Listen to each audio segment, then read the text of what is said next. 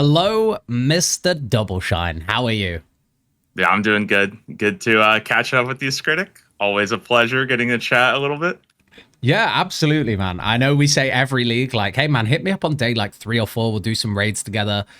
And then it gets to day 3 or 4. We're either playing a second account or, we're just like consumed by it, Yeah, it's crazy. I feel like I've been playing a lot of leagues this year, like just so much, and I haven't had as much time, I think, to like go back and like reflect on, like do all the like review kind of stuff so far because I've just been there's just so much to like dig into with this leagues and yeah. So what have you been up to? Like how have you been enjoying it? How have you been finding it?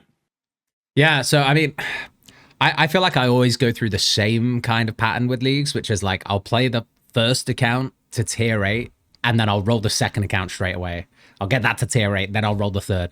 And the big goal of mine this league was like I wanted to test roughly every build, and roughly every region combination. And then on top of that, I wanted to get Dragon Cup because hey, I was getting a lot of flack, like people saying like, hey, for the leagues guy, you tend to not get Dragon Trophy. What's that about? So I had to prove them wrong this year. So that's what I've been up to. How about you? Yeah, I've been I've been freaking busy because I was like the first week I did the race to dragon, so that was a lot of fun. Yeah. How was that? And it was super sick. Like obviously very busy. I did end up getting number 18 to dragon, which was Did really you? cool. Yeah, Damn, and I man. think it was like Congrats. I think I was the only person I saw out of like I don't know top 50 or something that I did barbarian gathering first actually, so that was actually Yeah. pretty wild and.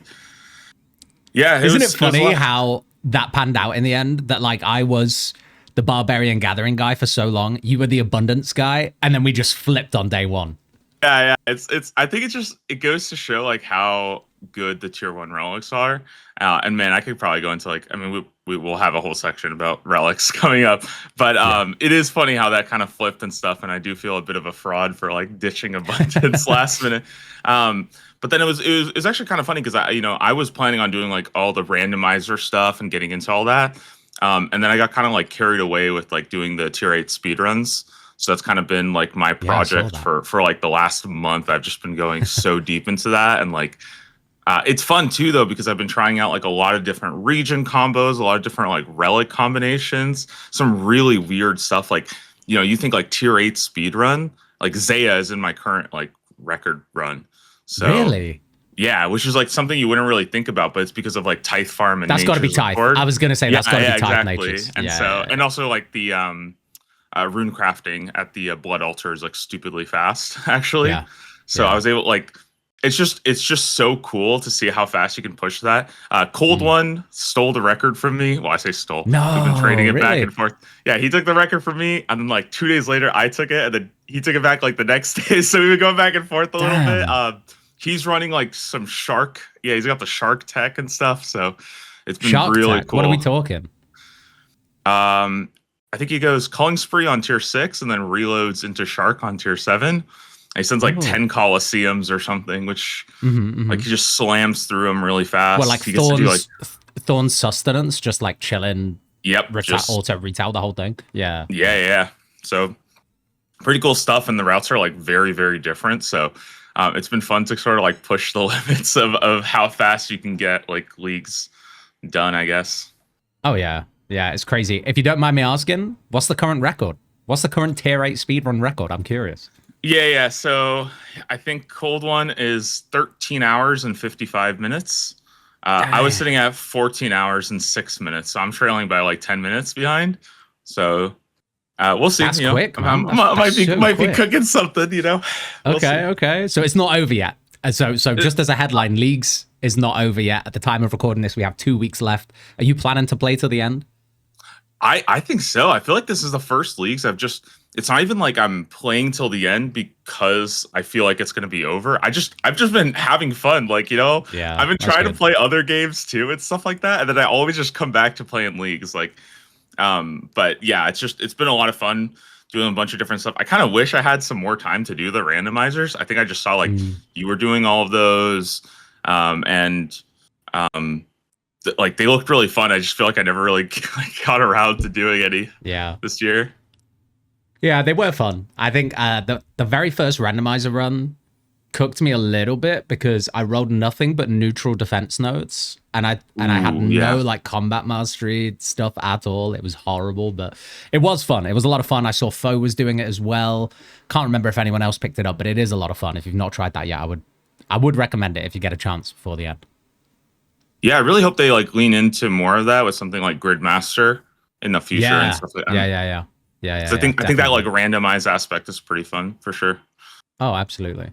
I think So I tried it one time, and I think my first two combat or like my first two packs I got was like regeneration nodes. So I was like, man, this is with this like the is not good. 5% ones, Yeah, this yeah, I got like 5%. So I'm like sitting yeah, there that's like gonna cook you. regen. Yeah. Okay, well this is not that great. Yeah, yeah. I had the same thing, and then I thought, okay, well now that's out the way, it's got to be fine, right? And then it just rolls the defense nodes that join onto those regen, and I'm like, cool. So now I have 99 defense, but nothing else. That's fantastic. Yeah, not great. So I think this actually goes. I think we wanted to start off by just talking about packs, right? Because I feel like packs is kind of like the big thing about this leagues and stuff. Or I don't know. Do you want to talk a little bit more like general impressions of the league so far and kind of your general thoughts on League Six? I mean, I think you're right. Let's jump into packs because I think at the very end we can give our like consensus based on what we talked about, on what we think was good, what we think maybe could have done with a bit of improvement, and all of that kind of stuff. Because I think we'll flesh it out as we go, and it would make more sense to do that at the end. So, yeah, Demonic Pacts, right? It's the title, it's the theme of the league, it's the new thing they've added. So, I'm curious what your thoughts are because you know, as they started to come out, there was a lot of excitement about it. And I think the first thing that I'm sure we both probably noticed is that as soon as you start playing, there's things that you don't realize are super strong. Maybe the DPS calcs weren't working very well. And then there's the community kind of like, I don't want to say uproar, but a lot of noise from the community about like the respecs and all of that kind of stuff. So what were your general thoughts on Demonic Packs, first of all? Did you like the system? Yeah, I think honestly the way I see League Six is like if you like the pack system, you're probably gonna think League Six is like the best, and that's how I feel because I love the packs. I think they're super fun. They had so much creativity. I think I'm also fortunate because I get to like play a lot of different accounts. I get to do a lot of different builds. I get to like Yeah. experiment with so much. Like I'm okay wasting a character Yeah. to just like try out some random build for 5 minutes that is a completely dead account that I'm never going to play again, right? So Yeah. I understand that. I think if you don't like the pack system, then obviously I think this is probably going to be like not your favorite leagues and stuff. But yeah, for me, I absolutely loved it. I thought there was like so much fun creativity in terms of making your build. One thing I really loved was like the progression of going through the packs because like, you know, I compare this to like Leagues 5, which brought in combat masteries and stuff, and like I think you completed the fight caves and you were basically like full power, you know, and like there's got to be some middle ground I think between that and like that like feeling of being a little too weak and stuff like that, which I think at the very start people did kind of feel that way, but I kind of like the you had to like fight for every single Yeah. pack. You had to like Oh, yeah. progress slowly, and like dude, I remember like the first time you do like fight caves, it feels really good. First time you kill like your echo boss, like you're just getting stronger and stronger. Like, oh my god, if you did Wildy, like the first corp kill to try to get that back, that was like I a raid know. boss. Like Yeah. I love that Yeah. feeling of like slowly pushing up and like getting every single pact. And then it kind of just hits this like certain like tipping point where you're just like super strong and you kind of go through all the content at that point. Yeah. So that was really good for me. Yeah, no, totally agree. I think they're, I mean, I guess it depends what builds you go for. Some builds need more points than others, but I think generally speaking, you can safely say that with half the amount of pack points, let's say 20, most builds were hitting like a power spike, like their main power spike. And then everything else from there was like supplementary or a bit like, hey, do I want an off style? Hey, do I want to just double down and max out DPS? Like, I really like that. And I'm 100% with you, by the way, because I get this question a lot in streams is like, do you think Jagex will go back to a simplified 6x6x6 melee range mage combat mastery system? Or do you think now that we have the Demonic Pact system, they'll develop on that a bit more? And I have to say that I like the slow climb a lot more. Yes, simplicity is somewhat important so that, new players don't come in and get overwhelmed. But I really liked that you had to fight for those points. And at 40 points, was a nice to have, but more often than not, let's be honest, you got to that 40-point part and you were like, fuck it, I'll just take some extra regeneration. Like, I don't need this. So I love the Demonic Pact system. I think I'm with you, and I'm going to say League 6 was my favorite league. I mean, we'll get on to regions, echo bosses, and all that kind of stuff in a bit, but like, I think had there been new echo bosses, it would have been by far the best league. For me, it's like just past Leagues 5. It is the best league for me, but it's only just tipping over Leagues 5 for me. What do you think about the balance? I think that's something that's been talked about a lot. Oh, okay. I have to be honest about it. I think the balancing, we're talking combat styles, yeah? Yeah, Or just are we like between all the talking pacts. just general? Yeah, just balance of the pacts. I think that they weren't as unbalanced as the community think they were, because there was a way to min-max most builds to the point where DPS was nearly comparable. Air Mage just stood in the corner laughing right now. But everything else felt like pretty good. I would just say that there were a couple trees, maybe a few trees, that almost felt like if you pick that and then you're doing a raid and watching someone else do a more meta build, let's say, you would probably feel like you're missing out, because some of them were just like a little plain, a little stale, and either a little bit of a gamble or just like kind of lackluster for DPS. So I would say the balancing left a lot to be desired, but like the main builds for each combat style, and I'm just going to go out on a whim here and say that that's crossbows for ranged. I'm going to say that it was light melee thorns for melee. And I'm going to say that it was obviously air mage or water mage for magic. I'm going to say that those styles and those builds felt incredible. Everything else, I'm not too sure. What are your thoughts, though? It's funny because I see people say like, oh, the balance is like terrible this year, right? Which I still think that like it's still better than last year's and stuff like that, or pretty much every year. I think. Oh yeah. That there was at least a very good like combat style or good combat pack that you could go for every single for all three of the combat styles, right? And then I see people say like, okay, it was so unbalanced, they need to balance it better. And then you ask them like, okay, well, what was the most broken build? And then they give you like different answers, and it's like, wait, what? How's that? I've seen that, because some people tell you like, oh, it was so unbalanced, air mage was way better. Oh, so unbalanced, water thorns was way better. And I'm like, huh, really? So there's like a bunch of different, so I'm like, that's a little interesting sometimes. Yeah. But I agree with you. I think the big standouts were like light thorns, air mage, water thorns was really good. Crossbows was very good. And really, I think the only big standout there was actually that like thorns was kind of a problem where it's not really that like, and I don't even think it's that thorns is super broken. The problem that thorns actually has is it's super versatile and it's like pretty cheap. You could kind of, you could throw it into crossbow, you could throw it into air mage, you could throw it into melee, right? And so essentially what happens is that if you're playing a one-handed build, you just get thorns for free. And I think two-handed just needed something more. Because when I look at like, okay, well, we're kind of the stinkers that didn't really see much play. I'm thinking like bows, blowpipe, and like the blind bag stuff, right? And what does that have? They're two-handed builds.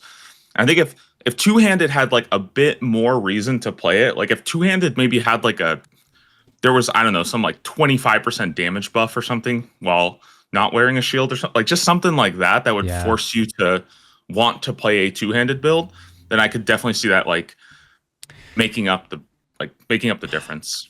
Yeah, and I think one of the things that we spoke about personally before the league started was we saw the blind bag kind of Nally, the Bluetooth Nally build, and while we both were pretty fascinated by the concept of like, that super long range melee, I think we both originally said, why is it just halberds? Like, why are we saying like, hey, over there with light melee, you've got all these light weapons that you can just like dip between. Maybe you've got a good spec weapon. Maybe you want to slap on a tent for just your main hand. Obviously you compare that with thorns, but hey, if you're going blind bag Nally, you're stuck down this one tree and you literally are just there. So like, I feel like there was definitely capacity to like expand that to be like, hey, you can have this range with your halberd, but also you can have it with spears. You can have it with two-handed swords. And then, if they just had a little bit of stat padding on top of that, you'd see a lot of people doing some wacky stuff. And I think that would have made melee way more fun. For sure. And you mentioned bows. I just want to say I did get to play pretty much every build. And I have to say bows, I feel bad for people who picked bows because like last year I know they got so much love, and I said this on stream yesterday. I feel like, controversial or not, I think it's quite a lazy approach to say because bows were so strong in Leagues 5, we don't want them to be strong this year. I think that's kind of lazy, and I think they could have done something really cool with it personally. Yeah, I think that like the way I saw bows is it's supposed to be like the glass cannon build. Like I actually really like that like momentum style capstone of like, if you don't get hit, you do more and more and more damage, right? But like I think the trade-off there is that damage has to be like absurdly high, right? Yeah, You can't have a glass cannon build that doesn't do as much damage as a cheaper like kind of durable build. And I don't think bows, like I never saw anything like that. I do think it's really funny because people always say like, oh, the only thing that matters in leagues is like DPS. I actually think that's not true. I think people really like the builds that are like super tanky, super hard to kill. Have a lot of, I think those are actually like way more popular. So it's kind of cool to see that. And I think that if some of the other builds had like other ways of kind of sustaining, or if they had like, there was more of a trade-off between the defensive and the offensive, because like Thorns was insane damage and it's super durable. And like same thing with like, Water Thorns. Like Water Thorns damage wasn't great and stuff like that, but with Thorns you could kind of make the difference, I think. So yeah. And I think that would be my argument against anyone who said that some of those things were unbalanced, because I actually think they all had pretty big trade-offs. Air Mage was, the damage was disgusting, but actually you were pretty damn squishy. You didn't have great defensive bonuses, and more often than not, you either had to take Eternal Sustenance with Air Mage, or you also spec into Water Mage, and you actually have to switch off Air Mage to sustain. So it's kind of balanced in that regard. You can't just stay on air 24/7 in like hard mode tobs or somewhere where you're actually going to take big damage. And yeah, I totally think that something like Water Thorns, which was arguably the most disgusting build, to be honest, but from a lazy point of view, because you could just AFK everything.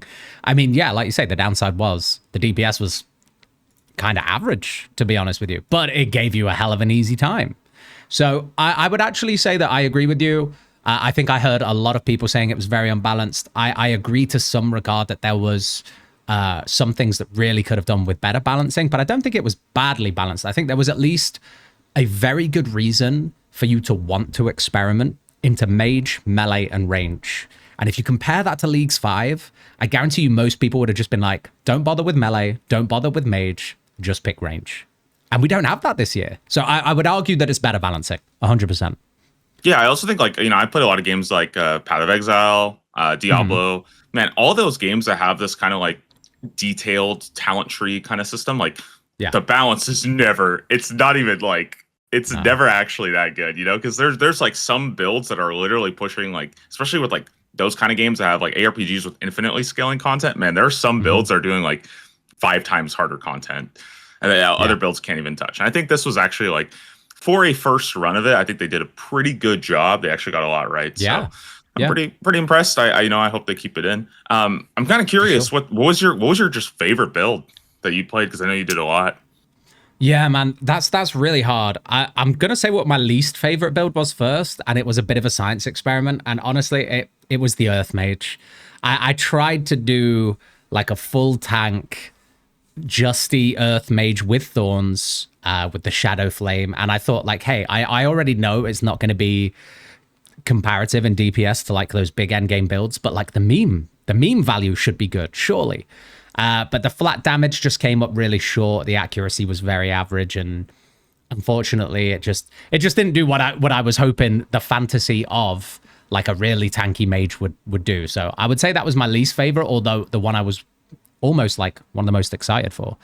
In terms of the best build though, or the one I thought was the most fun, I had such a good time with light melee when I first started, and it's hard for me to like recall because it's the first build I did.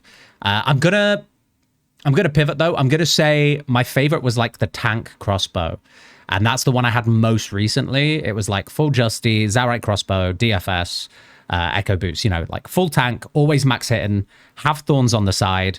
It was crazy, man, because like you barely took any damage. You sustained really well from Thorns, always max hitting. So as long as you can bypass that accuracy roll, you're doing crazy damage.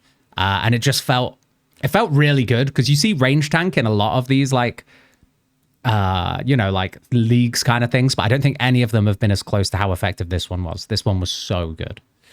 How about you? What was yours?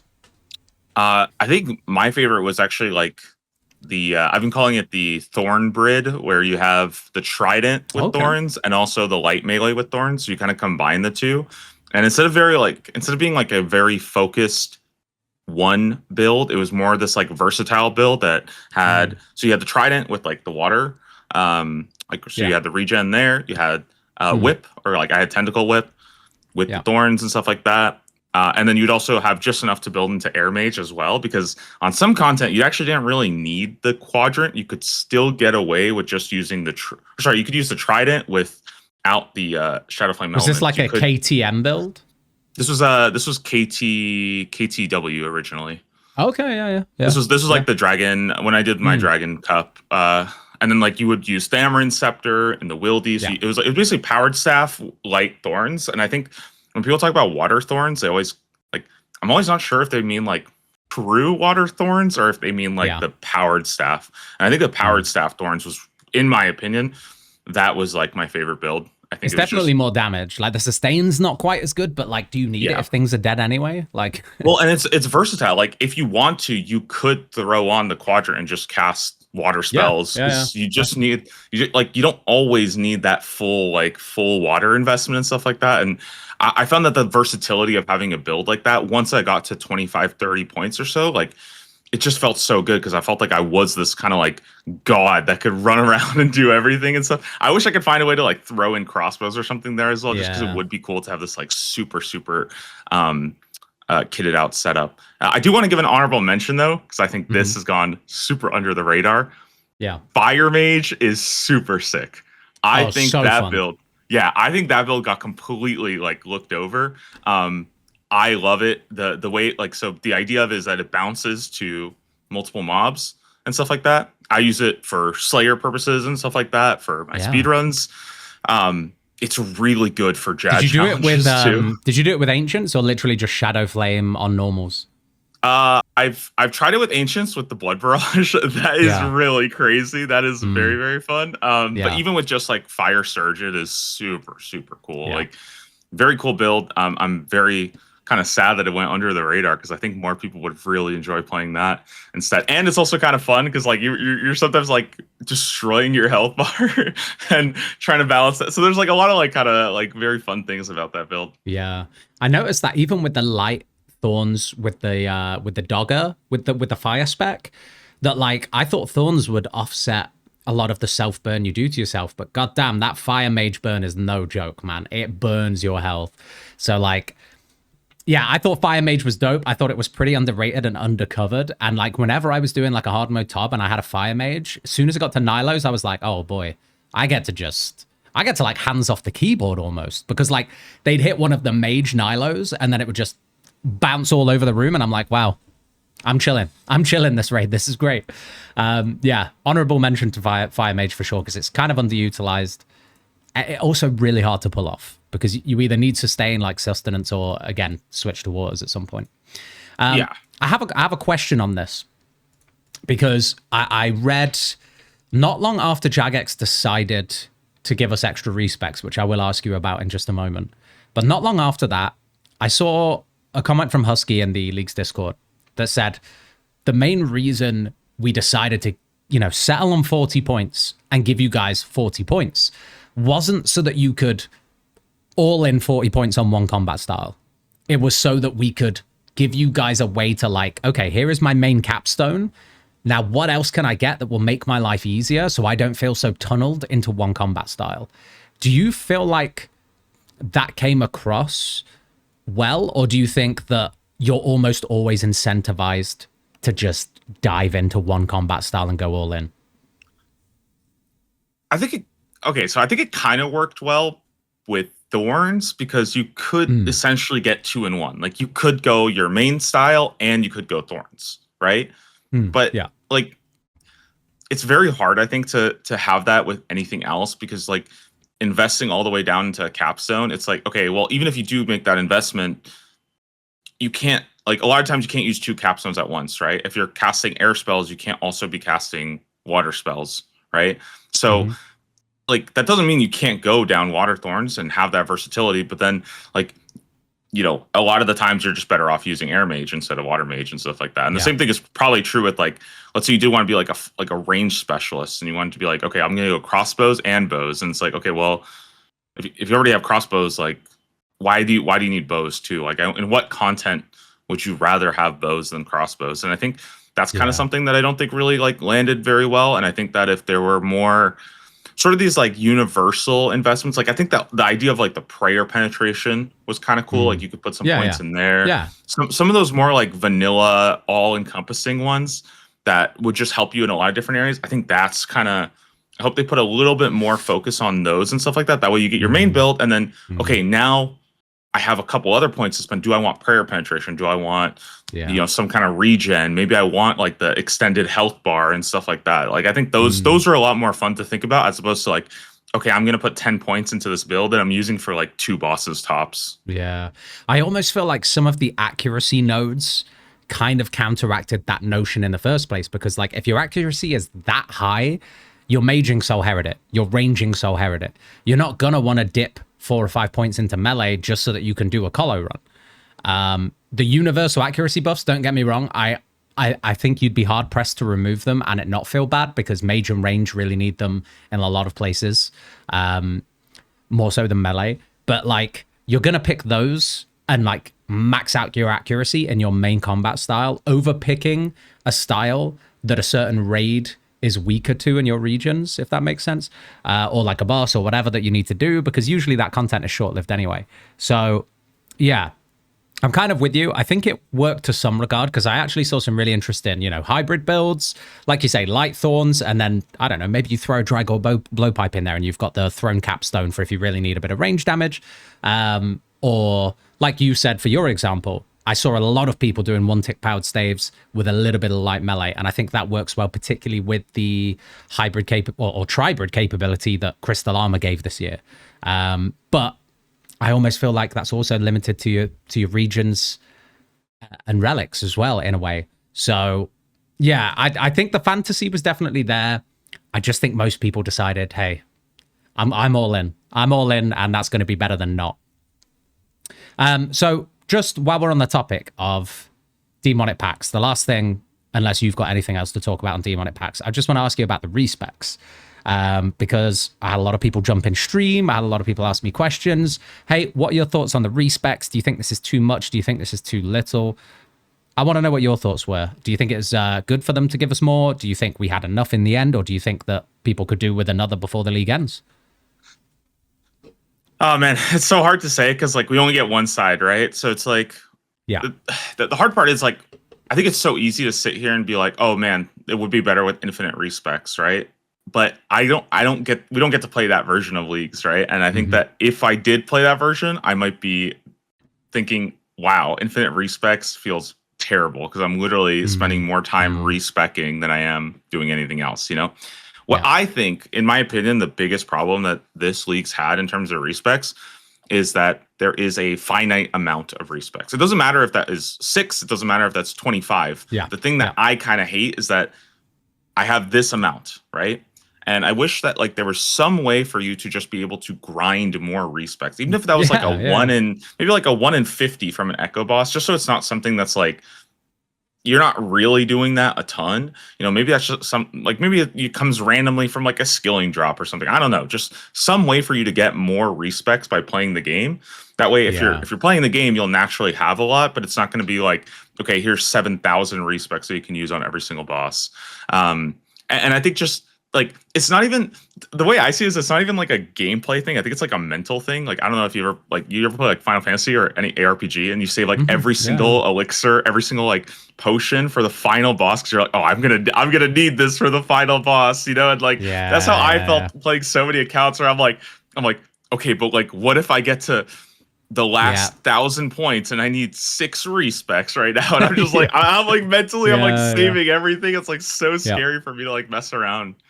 I think that I really like the idea of being able to grind a respec. I had some people come in and be like, hey, if you've played, I don't know if it's PoE, I have to be honest, I'm a PoE noob, but if you play PoE or something like that, apparently you can farm like orbs of regret or something like that, or at least that was the suggestion for leagues, was let us have like a 1 in 100 from an echo boss.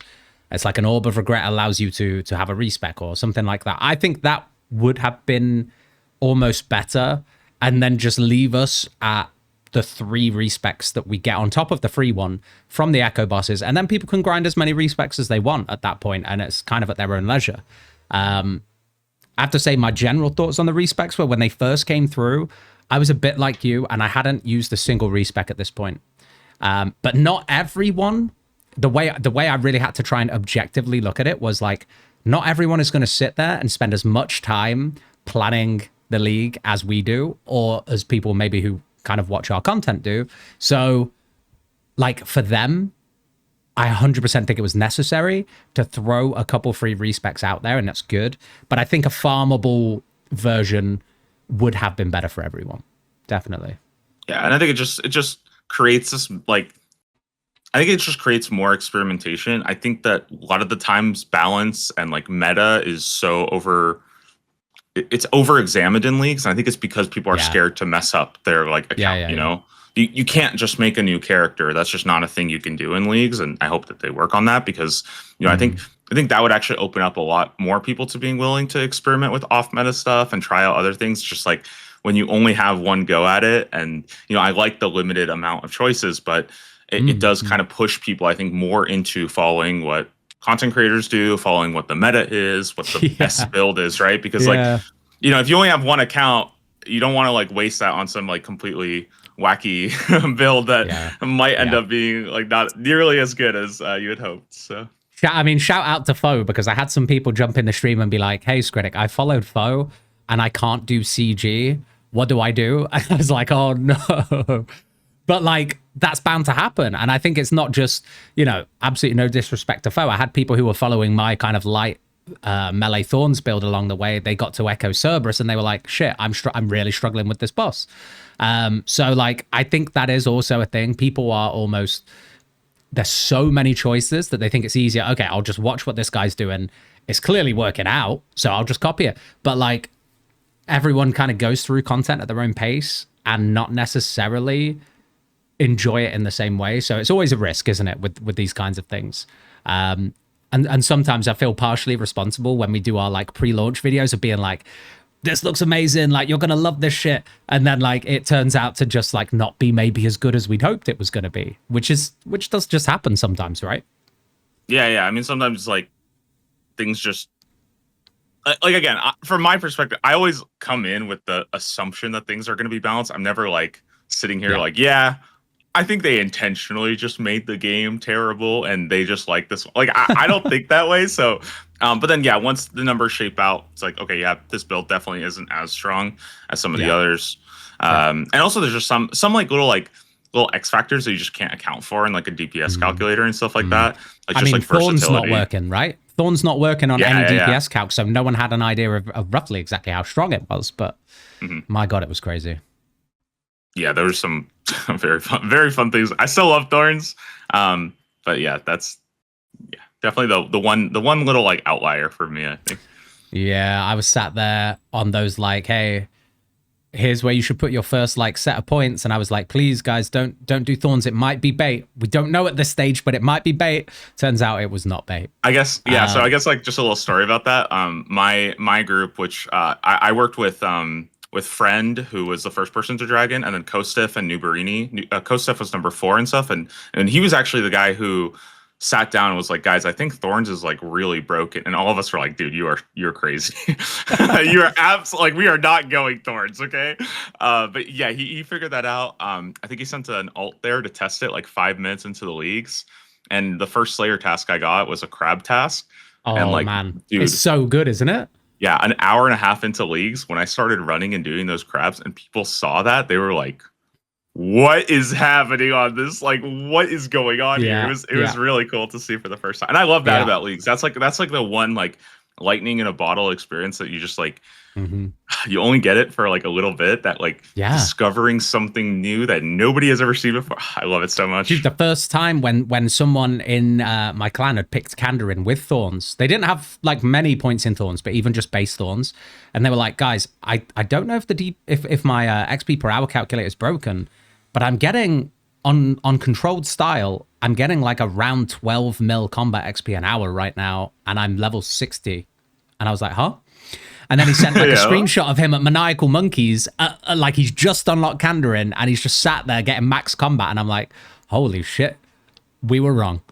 Thorns is crazy. So yeah. Yep. Um, Okay. I guess that's it for me on packs. You want to move on, talk a little bit about relics Yeah. and all that, how you enjoyed Yeah, those? for sure, man. I mean, I eventually got around to trying every. Just trying to think if there's a relic I didn't try. I think I did get around to trying every single relic. So I do feel like, if I can just start off by saying that there were a couple relics that I don't feel like suited being at their tier or very balanced compared to the other picks. But generally speaking, it's a positive from me. And I think that the balancing at each tier for like 80% of the relics was so well done. And like in all my playthroughs where I was like, fuck it, this time I'm going to pick this combination of relics, I don't think I had a bad time on any of them. I don't know about Yeah. you. I don't know how you feel about the No, relics in general. I really like them. I think there were some tiers that like, I mean, really, I think the only tier for me that kind of felt bad was like tier 6. I felt like that one was a bit of a throwaway for me. But I think all the other tiers, like I've made so many different choices. I've had to go back and change them, switch them around and stuff like that. I think a lot of ones that I was kind of a little bit on the fence about originally, I ended up trying them out and I was like, yeah, it's actually really good.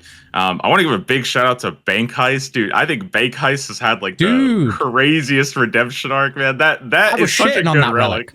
Yeah, I was shitting like on that relic. I everybody picked it on playthrough number 2, and I was like, wait. And then on my third playthrough, I was like, I kind of miss Bank Heist. Like I kind of miss it, man. It's so good. Yeah, I felt the exact same way because I tried it last leagues and everybody was saying like, "Oh, it's so bad, it's so bad," and then I like tried it. But last league it was up against Clue Compass. Like that's it was just unfortunate. yeah, exactly. That's the thing, and I remember like I used it. And I was like, man, this thing is like, it's just so easy to use. Like like I don't have to think about it. I just like get around the whole map so nicely. So yeah, Bank Heist was great. I don't know. I love that relic so much. I feel like I probably picked that relic like more than any other relic in that tier. I like always go for that basically. So how about this? Do you want to run through the tiers and we won't spend like super long on it, but should we just run through the tiers and talk highlights? Sure, like maybe things that were great, things that weren't great. Starting with tier 1. What did you get to try all of them first of all? Yeah, I did. I tried them all. Man, tier 1 is like, again, I still think this tier 1 is like so probably one of my favorites. Like I think it's really good. It kind of is, again, it feels a little bit weird because I think Barbarian Gathering was like slept on, but then like I ended up literally running it to Dragon, and I was with like a very competitive time. Yeah, so I think Barbarian Gathering was great. I think Endless Harvest like is also like it's probably just straight up better for most people and stuff like that. But I paired them together and stuff. Like I ended up reloading it in tier 7, so I had both of them and. Man, Barbarian Gathering, like it's so nice. Not having to worry about the tools is really good. It had a couple bugs originally, but I think they've mostly sorted those out and stuff like that. So I don't think that's like as big of an issue. And then Abundance. I mean, Abundance is crazy. The gold is actually so helpful to have. I think that's been something that like I think people kind of slept on. Is just like you're just not as rich this league. So, like you don't have insane gold generation. Like I mean, eventually you will get it. It's not like but that's kind of always the case for leagues. And I think just having that early gold was really, really nice. Yeah, I do agree. I mean, on my first playthrough, on the very first account, on the one I did eventually take to Dragon, I took Abundance. And I feel like Abundance for me just had this very much like very early peak where you're jumping between skilling methods quite early because you'll get that plus 10 boost. You're bypassing some of those like nice Slayer requirements. So like getting to Echo Sir, but like 81 Slayer instead of 91 or whatever is really nice. And other situations like that. And the GP is nice. However, I did also feel like it fell off a lot sooner than I expected it to.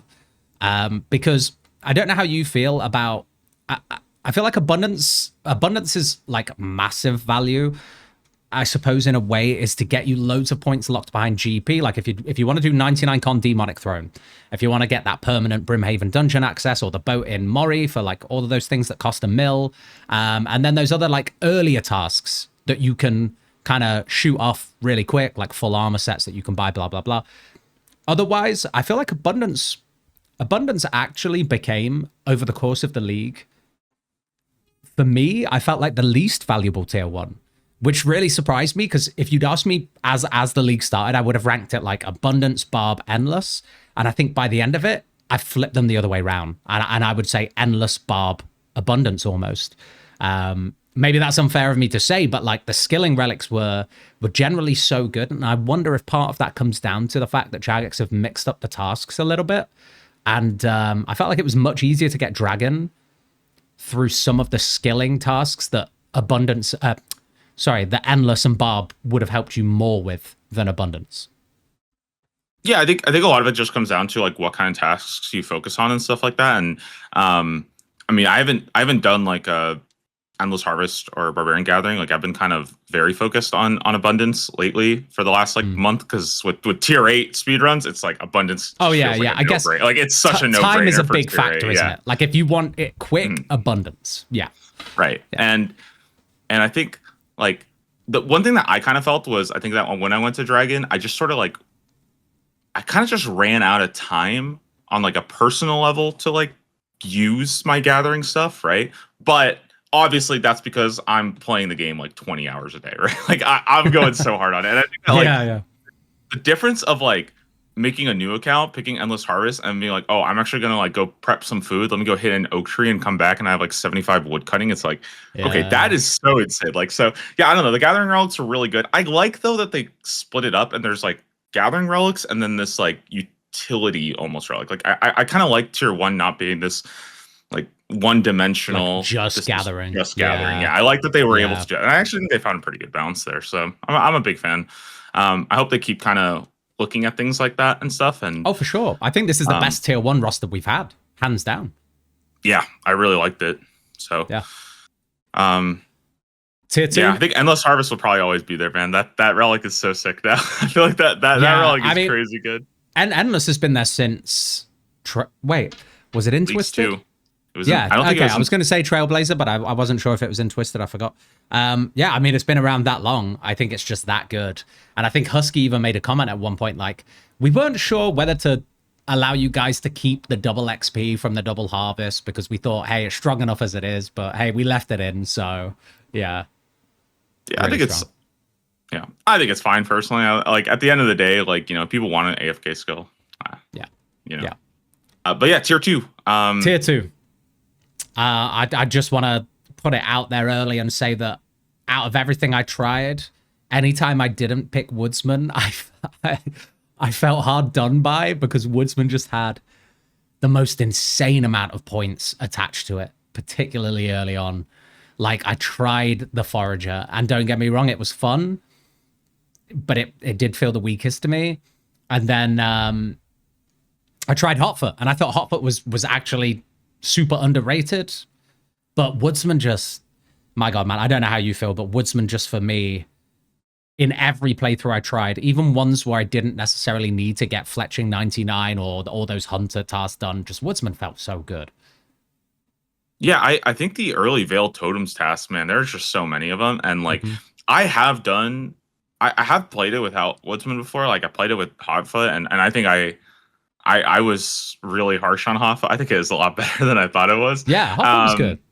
But yeah, and like you could do Veiled Totems to get your fletching. You could definitely do like there are Hunter rumors you can do that are still fine and stuff like that. So I don't think it's like that. I don't think it's that bad and stuff like that. I think the biggest problem that I had with Hotfoot though is that even though it's really helpful, it's like it takes too long to be good. You know, like I have to spend so much more time like doing stuff to make Hotfoot feel good, as opposed to like Woodsman. If I really just want that like quick burst, get these skills done, like catching chins is crazy fast, doing all the fletching is really fast.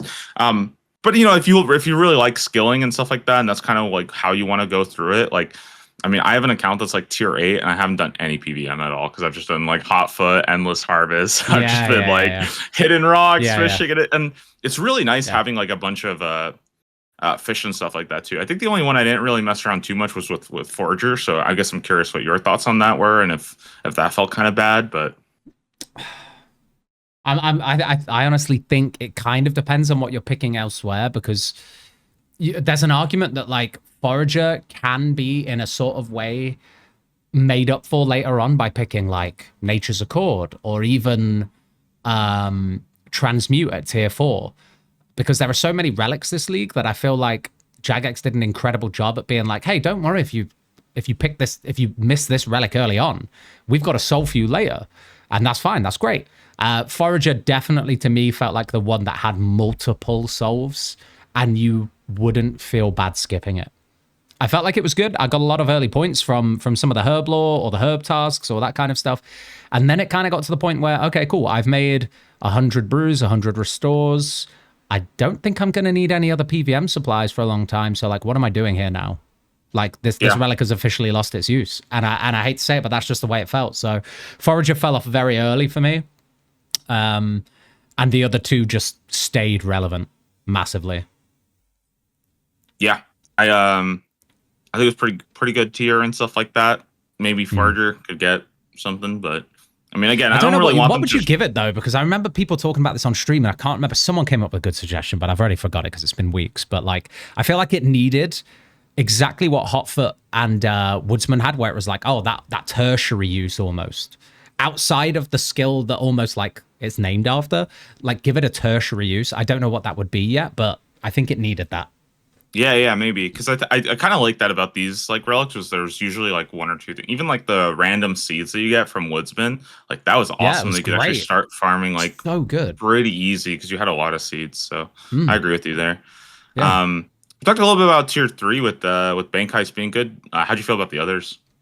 Okay, so I had map on my last playthrough, the most recent one. So I feel like the recency effect is in full here, and I have to say, maybe it was the regions I picked, maybe not, but the maps TPs were way too random, in the sense that like, I almost feel like if they'd expanded the utility of the relic to not just work for agility shortcuts, but for general obstacles, it would have been insane, because then it can get you into so many more places. However, as is, even just with the agility shortcuts, there was way too many options. Sometimes you had 3 TPs next to each other that were within about 10 tiles of each other. Even if you just take it in Varlamore, you've got like 4 TPs in Nemus Retreat alone, then one in Auburn Vale, then one in the Talati Rainforest. It was just like all these TPs within like, I don't know, like it just felt like it was a really cool gimmick, especially if you're taking Hotfoot and you've got the agility level to just jump all those shortcuts. But it was so region dependent that it felt bad if you didn't have the regions where it had decent use. So what did you think? Thoughts on map? Yeah, I think map got a lot better for me when I just like sat down for like 10 minutes and I was like, all right, what is this teleport? Like, let me just go to this teleport. I'm thinking, why am I ever going to do this? And I would just like one by one go through every single one of them and just like think in my head, okay, this is what this is for. When do I use this? And because otherwise you'll get a list of like 15 different things and you're like, I don't even know what half these names are. Like, I don't know what any of these teleports do. And I think that's kind of what I really, really like kind of sold Bank Heist for me, was just how easy everything is to use. Like there's no like mental stack and thinking about like simplicity was so key with Bank Heist. It was just like, right, I want to go to that city, boom. Almost doesn't matter what bank I click on because I'm just there. Bank Heist is just And then what do you think about Evil Eye? Because I think everyone's gonna have the same opinion on Evil Eye, kind of mid early, but like and I know you're big into your PVM as well. If you do like PVM, if you're going to focus on PVM based tasks, late game or like even mid game, once you've got 2 regions unlocked out of your 3 choices, Evil Eye comes online straight away, and it just feels very good to just jump around bosses. Yeah, I didn't use Evil Eye too much, so I don't really have too much to like say on it. I don't think I did like a full run with Evil Eye, so I didn't get to get to that bossing point. But I definitely felt like when I was a little bit surprised, because the PVM progression is a bit slower. So when I first Yeah. started doing a lot of bosses, I was only doing like 3 kill, 4 kill trips. And I think I kind of Yeah. underrated that. I was expecting these, Yeah. big 300 kill trips, and early on that's just not the case and stuff. For me though, really, it's just like I think I've always said like teleport relics aren't that important, and I maybe take that back a bit. I think they actually are really nice to have, and I think having a bunch of teleports early on is really good, especially with Varlamore. Varlamore is so big, and getting around Oh easier yeah. like really helps a lot. Again, Woodsman value, because like on the accounts I didn't pick Woodsman, I kind of thought to myself, like, I know you just mentioned Hunter rumors were like kind of fine, but I honestly hated doing 10 Hunter rumors early on in the league on my second account when Hunter was still quite busy. I was like, man, I can't do these 10 rumors to get my whistle. I'm just going to have to like run or just run to the nearest Quetzal and go from there. I can't do this, man. So like, again, Woodsman value, having that unlimited whistle was just like, hey, I have Evil Eye, which isn't helping me early, but I also have the whistle. Like, unironically, Woodsman had like the best early teleport relic. Yeah, it was really nice. I Yeah. didn't do the rumors early, and then I was like, man, I regret that. I should have just slammed them Yeah. out Yeah. early and Yeah. had that. It was so nice to Yeah. have. I guess moving on to tier 4. It's Yeah. what The big tier. transmute. This is a big tier. Yeah, this is transmute, clues, and Butler's Bell. So what did you think about those? Did you get a chance to like use them all and stuff? Yeah. Use them all. And I have to say, first of all, I'm sorry to anybody who I slated for picking Butler's Bell on my first playthrough, because holy shit, that relic is busted. Oh my god. The first time I picked Butler's Bell, I was like, wait, I've been to sleep for 7 hours. I've woke up and I'm 92 crafting. What's going on? And I guess I never fully appreciated just how flexible Butler was for solving multiple things. So I guess for anyone who didn't take Butler, you got to summon a demonic Butler. You could send him off to like gather raw fish, herbs, rocks, flax, or he could process them. And if he processed them, you get XP and the skill, but also the like half processed items or whatever. So like planks, unfinished potions, bowstrings, and like bars and stuff. And dude, like, I guess I never fully appreciated just how much that could solve. Like, you could solve your GP, you solve your, if you're not taking natures, or if you obviously didn't take forager, then you've solved your like herb lore, and you can just skip farming entirely. Again, if you didn't take woodsman, you can kind of skip fletching early and do those like totems later on. Like, I really underestimated Butler, and I don't want to hang on this too long, but without, giving you a chance to come in and fill some of the gaps here. But I do just want to say that hand on heart, I think Transmute is the coolest relic in League 6, and probably to this day my favorite, just because of the concept of like turning items into higher value items, and everything that it kind of stood for, with like the passive 200 mil magic XP, the GP solve, everything. Like, Transmute was kind of like Butler in a way that solved many different things. It just took a lot more thinking about how to use it. And we, Yeah. I'll leave clues until the end. I don't want to talk about clues just yet. Go on. How about you? No, I feel the exact same way. I think, I was not very sold on Butler's Bell. It took me one experience drop offline, and I was like, oh man. I was like, oh damn. Perhaps I misjudged you. Okay. Yeah. But as you kind of mentioned there at the end, to me, I think Transmute is perhaps like the most perfect League's relic ever. I think that it's not so overpowered. I think that it is like beyond broken. You absolutely have to take it, no questions. Yeah. But what it does, what it changes, and how it like opens up your options, it's like so incredible. Being able to move your resources around. The way I see it is that abundance lowers the skill ceiling. So, instead of 90 herb lore, now you need like 80 herb lore. And Transmute does the same thing in terms of your resources. It lowers how many resources you need. So I do all my flushing tasks by just like chopping 200 oak logs and just transmuting or like I buy like a 300 stack of uncut emeralds, transmute that to like dragon stones, and I just like hit that while I'm like running around and stuff like that. And like literally every single day I find new things to do with transmute. And they're so natural. The banking feature organic. was like slept on as well. The banking feature was actually dope. Yeah, there's just so many cool things that you can do with it. Like, I remember somebody told me like, oh, like, why don't you just buy like 100 compost, transmute it to ultra compost? And I'm like, Yeah. Why don't I do that? That is awesome. Yeah, Yeah, yeah, that's yeah, actually yeah. pretty Yeah. cool. And the Yeah. like, there's just so many like cool things like that. Like I remember I used to like mine a whole bunch of gold to turn to gold bars, and then now what I started doing is like now I when I do the mine 10 silver task, I just Mm. transmute that into gold ore Yeah. instead, and just Yeah. and it's like little things like that. I think are just so to me that's so like emblematic of what Leagues is. It is sort of this like little cheat code to the game, and Transmute just hit that perfectly. You get a Yeah. lot of mage experience for free, but it's not like it's not so obscene that it's changing the game. And then as for like gold stuff too, right? Like you do get a lot of gold from Transmute, but it's not like infinite amounts of gold where you can open up like every single No, no, continent. no. So No, I mean, I guess it depends on your relics, but like, I'm sure you had this in your early kind of league streams, but like people would drop in and be like, hey, like Scritic, hey, Doubleshine, these are my relics. I'm struggling for GP right now. How do I do this?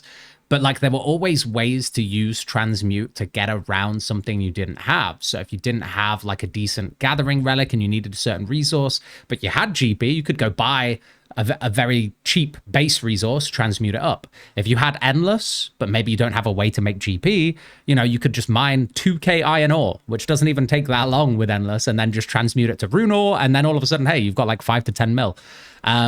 Yeah, I love transmute. I feel like it really is, as you've just said, you nailed it there. It is the most leaguesy leagues relic there is because it takes a little bit of theory crafting to use it to its full potential, and I think it's just a great relic, man. I would be hard pressed to say what the best relic at that tier was, but I can say that it wasn't clues for sure. How do you yeah, feel about that? How do you feel about the Clues is clue weird, relic? man. Okay, so I might be like a little bit uh biased here because like I took the clue relic only one time. And honestly it's just because I wanted to farm out a katana from elite clues and stuff. Yeah, So yeah, yeah. I remember. like I had a lot of fun doing it. It was actually really good getting from like tier 4 to tier 5. Like I sped through that Mm, like section of mm. that run super super fast.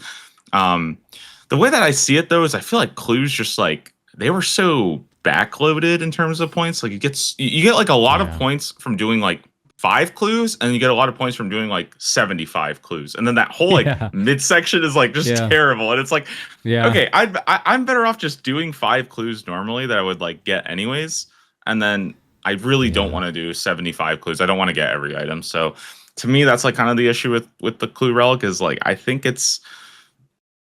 it just doesn't do enough for other areas of the game compared to Mm, like what the tasks are. And personally, I like that. I think we should just kind of move away from clues being like a relic and stuff like that, or yeah, incorporate it yeah. as a different feature. Because I think the only way you make the clue relic better is you make doing clues worse without it, which is like not. I don't think that's like a good trade off to have. So No, and like another thought that I had on stream was like, hey, if you really want to incentivize people to do clues and you want to keep it in, because I kind of get why Jagex want to keep it in, because I almost feel like number one, it's very traditional at this point, but number two, there could be an argument to put it in a tier like 4 or 5 where to incentivize people doing clues, it's not just like the clog tasks or the clue tasks, like bin that off a second, keep that there for everybody, that's fine. But maybe have like a combat buff associated with clue items.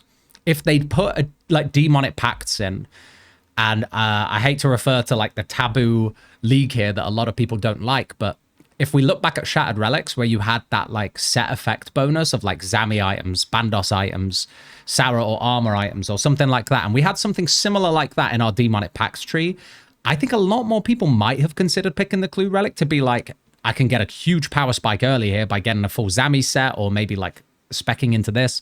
And I think it's a cool theme as well. It's like core to the whole lore and game of RuneScape. So like, I don't know why we haven't gone down that route yet. We tested it in Shattered Relics. I think a lot of people loved it. I'm surprised that they haven't brought it back really.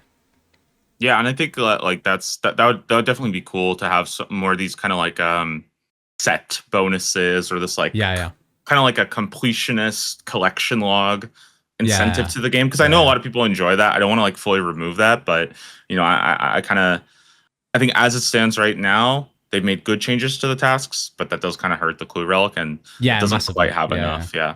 yeah, massively. All right, what are we at now? Oh, Tier tier 5. 5. Yeah. Okay, So this is the one with Nature's Accord, Soul Harvest, and Larcenist. Um, tell me. Tell me. Man, I feel like this is the one I spend the most time going back and forth on when I'm Yeah. kind of planning out my stuff right now, because I actually see, I think there's really good argument for all three of them. Yeah. Like, it is super region dependent and stuff like that. Like, you know, obviously some regions are going to be better, some regions are going to be worse depending on what you're picking. Larcenist, obviously a lot better with like things like Tyrannwin and stuff. I kind of feel like Nature's Accord, I originally had said like, oh, you know, like you can just do your farm runs. And you definitely can. But at the same time, did you do it though? I did. did. You do your farm runs? You did. I did. Okay. I did do my farm runs. I did my tree runs and all that stuff. But it was like, really what ended up being more of an issue for me was actually the herbs. It's actually so annoying getting all the herbs and stuff that you need. Yeah. And I think the 10x was like really nice for that. Also, man, Fairy Mushroom is just so good. Fairy Mushroom unironically, right? The best TP good, relic late game is a tier 5 relic. Yeah, it's so nice having that, and I almost wonder if like the way I see it is that I kind of wish that the teleport relics are almost like baked into that instead. Like, what if like Larcenist had Bank Heist and Nature's Accord had the Fairy Mushroom, and then Soul Harvest, I don't know, had like some other thing, right? Like if the teleports are kind of baked into a relic, I think that might be kind of interesting. I don't know if people would like that because maybe it would feel kind of weird choosing one for the other, but yeah, I don't know. I think all of them are really like they were all really, really solid. I think Soul Harvest, dude, it's so fast. Like if you have Zaya or if you have the Arania altar, like man, you just get everything done so fast. Like I think I have a screenshot of 555 million experience per hour at the Blood Altar. So really. Yeah, I'll see if I can get there real quick. I'll send that over to you. That's crazy. Send that over to me. Yeah, that was a little crazy. I didn't get to pick Soul Harvest until my last playthrough, and I didn't really have a good way to do farming because I neglected it. I had like 9 farming. However, I just went and AFK'd some Steel Dragons for a bit because I thought, hey, if I get a Vizzy, I get a Vizzy. And in about an hour of farming Steel Dragons, I think I went from level 1 Runecraft at Arania Altar to like 82 from an hour of AFKing Steel Dragons, which is just insane. And like, I still think to this day, Soul Harvest is the one I would be least likely to pick, just because I think that Larcenist is so fun. It's a very fun relic.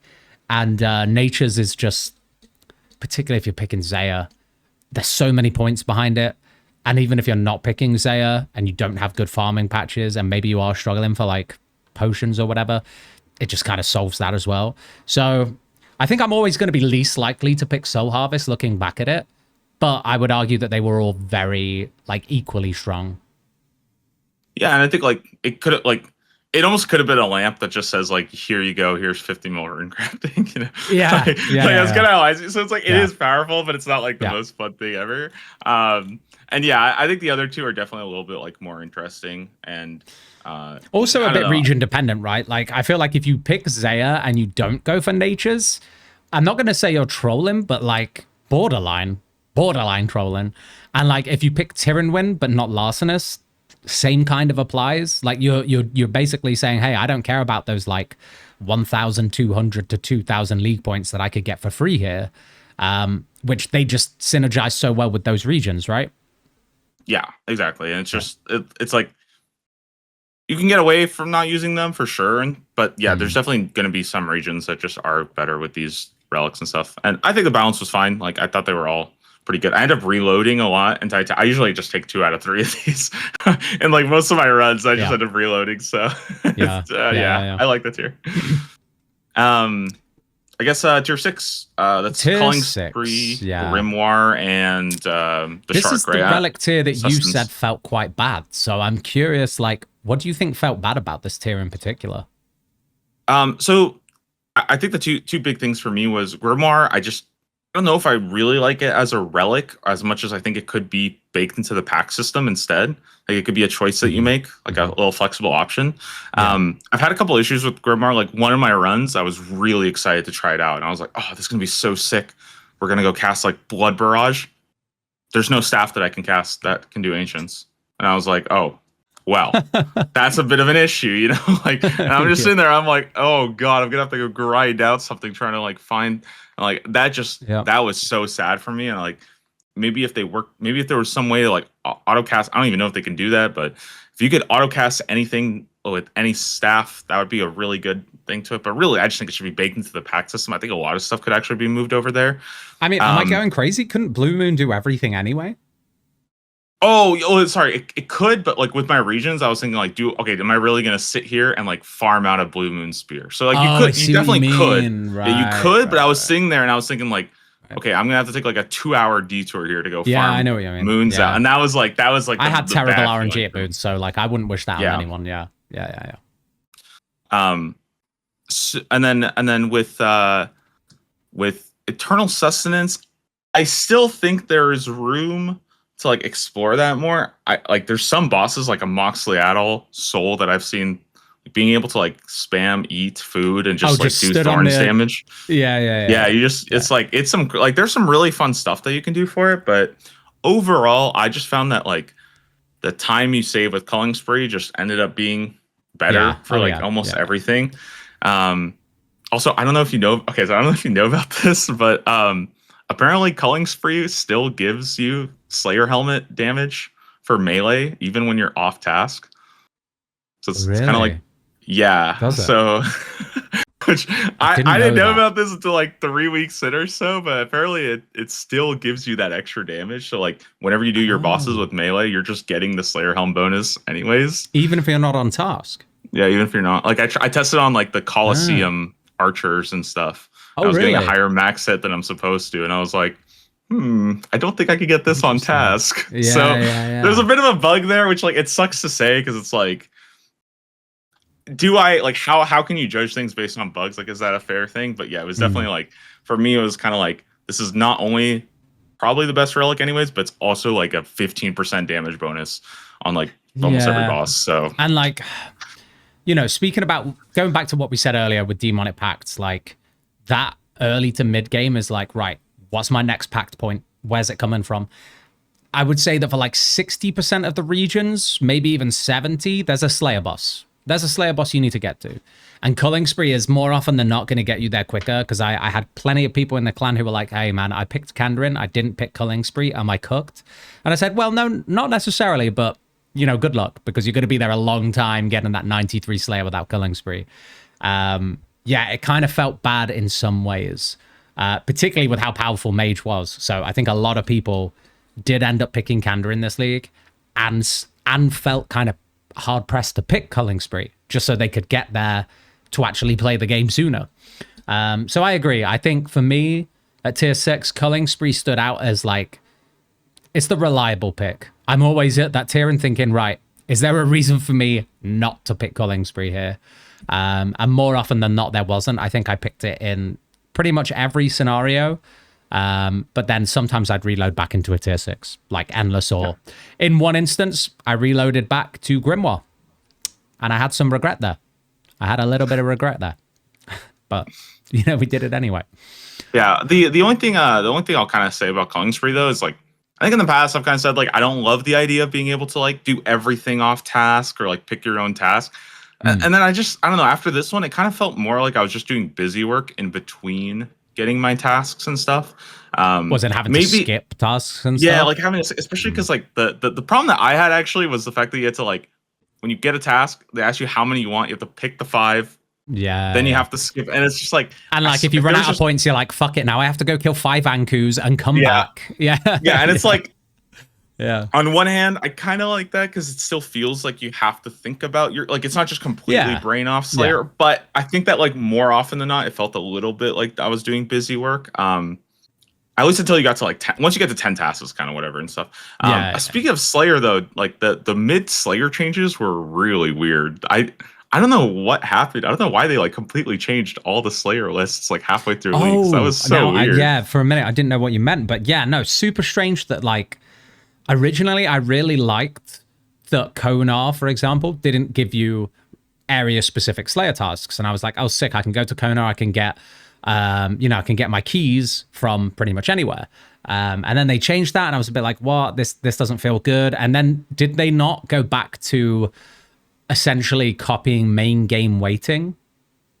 Yeah, it's just based off main game now, basically. Yeah. But it's like I've done a lot of like weird testing with like trying to figure out how you can like force specific tasks and stuff like that. Like done some weird stuff like doing like 4 crab tasks. Actually, Soul Mission, he did a tier 8 speedrun, and he did this where he did like 4 crab tasks with like low combat levels to try to get like broader fletching unlocked at like tier 4, which I thought was actually really cool. Like that was a really cool thing that I'd already been kind of like experimenting with. So it was cool to see him kind of figure that out too. And yeah, I think the biggest thing though is it just messed up Konar big time. And I think that was kind of like, it's one of those things where I feel like, I don't know if I hate the change, but you should like, you probably do that before the leagues, you know? Yeah, like just halfway through the leagues kind of felt like you're just like kind of shafting Zaya there a little bit. Yeah, I do you remember what the rationale behind that was?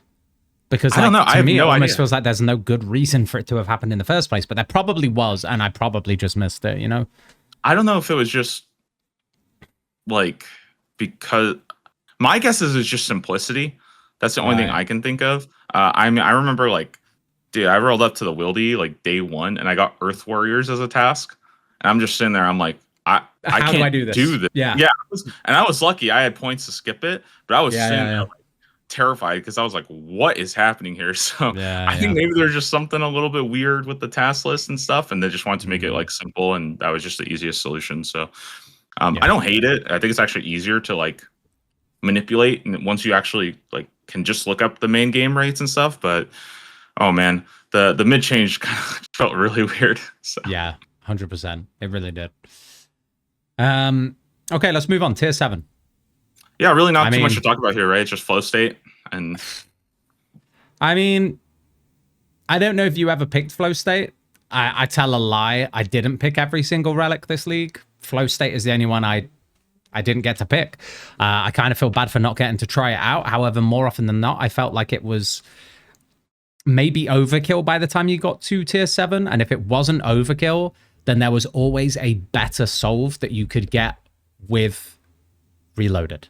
That's just how I felt about flow state. Like I never felt like I was like, oh man, this is a hard toss up. I was like almost 99% of the time just like, yep, I know what I'm reloading into. I'm going there. Yeah, I picked flow state one time. Sort of on like my AFK account. It was pretty good. Like I think it was really solid. It's very hard to compare these like sort of general broad utility kind of relics that just do a lot as opposed to these super like specialized. It's just going to help you in one area. I think that with the route that I was doing, I had planned it out pretty meticulously to kind of cover everything. Mostly because I wanted to be I didn't want it to be super reliant on any relics when I was kind of making my guide, or not like a guide, but it was supposed to be like a AFK to Dragon series and stuff. I just ended up getting the tier 7, and I was like, realistically, I don't think I need anything here. Like I already have everything that I like want. But that required me to like really plan out and make like very like specific decisions on all the rest of them. And I think that like for pretty much every other one of my playthroughs, it was always a lot easier to just sort of like, you know, just take a hammer and just smash the one skill or whatever that I'd already like not quite, you know, I didn't have a good answer for. But for sure, full state was good. There's a lot of like really cool things that I've kind of like done or I've figured out with it. Like I think like I was doing like 1 down Temperosses. That was pretty fun. Some of the mini games are pretty cool. Like the valuables are pretty fast. Smithing cannonballs is super cool actually. So I had like Ascarnia in that run, and I actually did a lot of smithing cannonballs. Like very nice. Quickly had those ready to like tag a bunch of like smoke devils and whatnot for Slayer. So I think it's like definitely probably the most like, I think it's just like a little slept on, and really the problem just comes down to it's too hard to plan for something like that late, you know? I was about to say I like flow state as a relic concept. I just don't like where it was. I almost feel like if they just threw Grimoire out of tier 6 and put it in there, and like you say, put Grimoire in the Demonic Pact system, at that point, you might consider it. Because then, you know, not only do you get to potentially solve a skilling issue that you may have if you picked up Abundance at tier 1, let's say. But then you can reload again into something else to, like, as you say there, hammer down into one particular skill that you've got, like, I don't know, 800 points ready to pop. I just feel like the tier and what it was up against was unfortunate, because reload is just such a flexible relic. Flow state, yes, you could argue it's flexible, but I also do not think there were enough points by the time you get to tier 7 left in either skilling or mini games for it to feel super worth it. Unless you are a glutton for punishment and you want to go make all those Giant's Foundry swords, or do all those Wintertodt kills, or do all the Temporos things, I more often than not felt like you've probably done all your gathering, you've probably done the cooking, the fishing, the smithing, the mining. By the time you get to flow state, it's kind of lost a lot of value for me. Yeah, also, I think that it's kind of the same problem we talked about a little bit in tier 1 with like Endless Harvest and Barbarian Gathering, where like a lot of times it just feels like Endless Harvest, you'd rather pick that over Barbarian Gathering. I kind of felt the same way with tier 7. It's like rather reload into Endless Harvest or Barbarian Gathering than to reload into flow state. And like that's kind of sucks. It's just like when something is up against something that's just like a little bit better, you don't really have as much reason to run it. But, you know, I kind of wish more people could try it out sometimes, because it's pretty fun. Very, very hard to come up with the relic, by the way, that goes against reload. Like, that is such a, like, I could not come up with anything that would like reasonably go against that. So it's I mean, a tough the theory before the league started was preloaded or reloaded, and I think preloaded would have just been too insane. So yeah, I'm with you. I don't think there's much that could have competed. But speaking about preloaded and moving on to tier 8, before league started, you were team Minion, I was team Flask. Where did you land in the end? I ended up going Flask on my Dragon account. Honestly, a big part of that was I think I was just like I was so exhausted because I was playing a lot, and I was struggling on PVM, and I felt myself like, there's so many things I was doing. Like I think I died to Coliseum like 4 times when I was first going, and I was like, oh man, I think I just need to go Flask right now, because like I don't know how I'm gonna do some of the later stuff. Flask was really cool, really fun to use. I remember using it for the so I went 300 dry for enhanced crystal. Oh, no, not 300. I was like 240 for, you know what, I tuned into one of your streams, and I think it was about 2 a.m. I just ended stream myself. I tuned in. You're sat there, you're like this, eyes barely open. You're doing like 1 minute 30 CG kills and like flasking every time, and I'm like, God damn, this guy's not having a good time. He's been here a long time. Yeah, no, that was rough. And it's also like one of those things where like once you started the grind, you kind of wanted to like get it done, you know?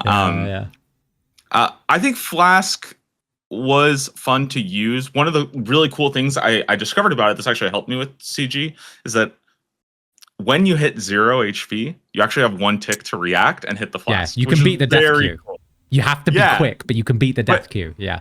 Yeah, it's super, super fun to use. I think that's actually what like exhausted me so much, was because I was trying to do that. And it's actually really like, it is fast to use. So doing that over 200 CGs was not a good time. But that was a lot of fun to like figure out and stuff like that. I used it for like the Jad challenges. Yeah, really liked it there. I didn't really get to use Minion too much, so I don't know if I have like the biggest feelings about how Minion kind of was. I think it's like it's really hard to like weigh the quality of life of picking up everything. You know, I don't know how much I really needed that at the time. So yeah, I don't know, maybe if you tried it, maybe you had a different feeling. I did. I mean, I'll just give my thoughts on Flask first, because I picked Flask on the main account that I went to Dragon, and I don't regret it. I think it was more often than not something I used to like skip mechanics and like use offensively rather than defensively. But then like the stat top up was incredible. Like there were so many PVM situations like Nex, for example, where I was like, I don't even need to bring supplies to Nex. Like by the time I'm halfway through the next fight, the Flask is back up. I can pop it twice per fight if I'm soloing or duoing Nex, and I just don't need supplies. So yeah, I saw it almost really as like a mini version of the Eternal Sustenance, like the Shark, where I could still get that like huge sustain. So I actually really, like, as long as your DPS was good, you could use that in that way 100%. But Flask was great. I used it exactly how you said there to beat Death Queue. It was pretty good for like sometimes at Zarpus on hard mode in the Theatre of Blood. Sometimes you're attacking it and you lose concentration for a second, you attack too quick, and then Zarpush just one-shots you. But if you're quick enough on the Flask, hey, you're chilling. Yeah, Flask was great. The DPS from it was insane. One thing I didn't know about Flask, I'm sure you probably figured this out, was that it actually also scaled with some of the recoil effect in the Demonic Pacts tree. So I didn't know that. Yeah, so it's like, I think it's one of the nodes in the Demonic Pacts tree. It may even be the ring one, the one that's not particularly linked to Thorns, but is linked to like your recoil or like hit back effects are like increased based on something, based on your defensive bonuses. That's it. So I noticed that if I had full Justy on and I flasked, I was doing more damage at 70 prayer with full Justy than someone who had 99 prayer with Flask.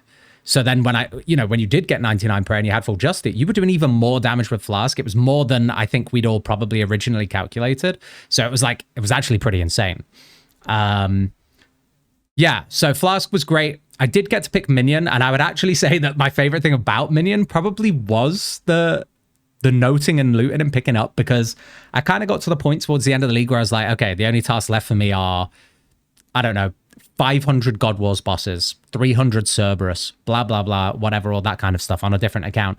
And I just sat there on like a build that could just AFK bosses without thinking about it. And I never had to like have that paranoia of being like, shit, what if I miss the drop? Because Minion's just there and he's just like hoovering all of that up, man. That was probably the best thing about Minion for me, because I know some other people will see Minion as a way to buffer their own DPS. If let's say they picked Eternal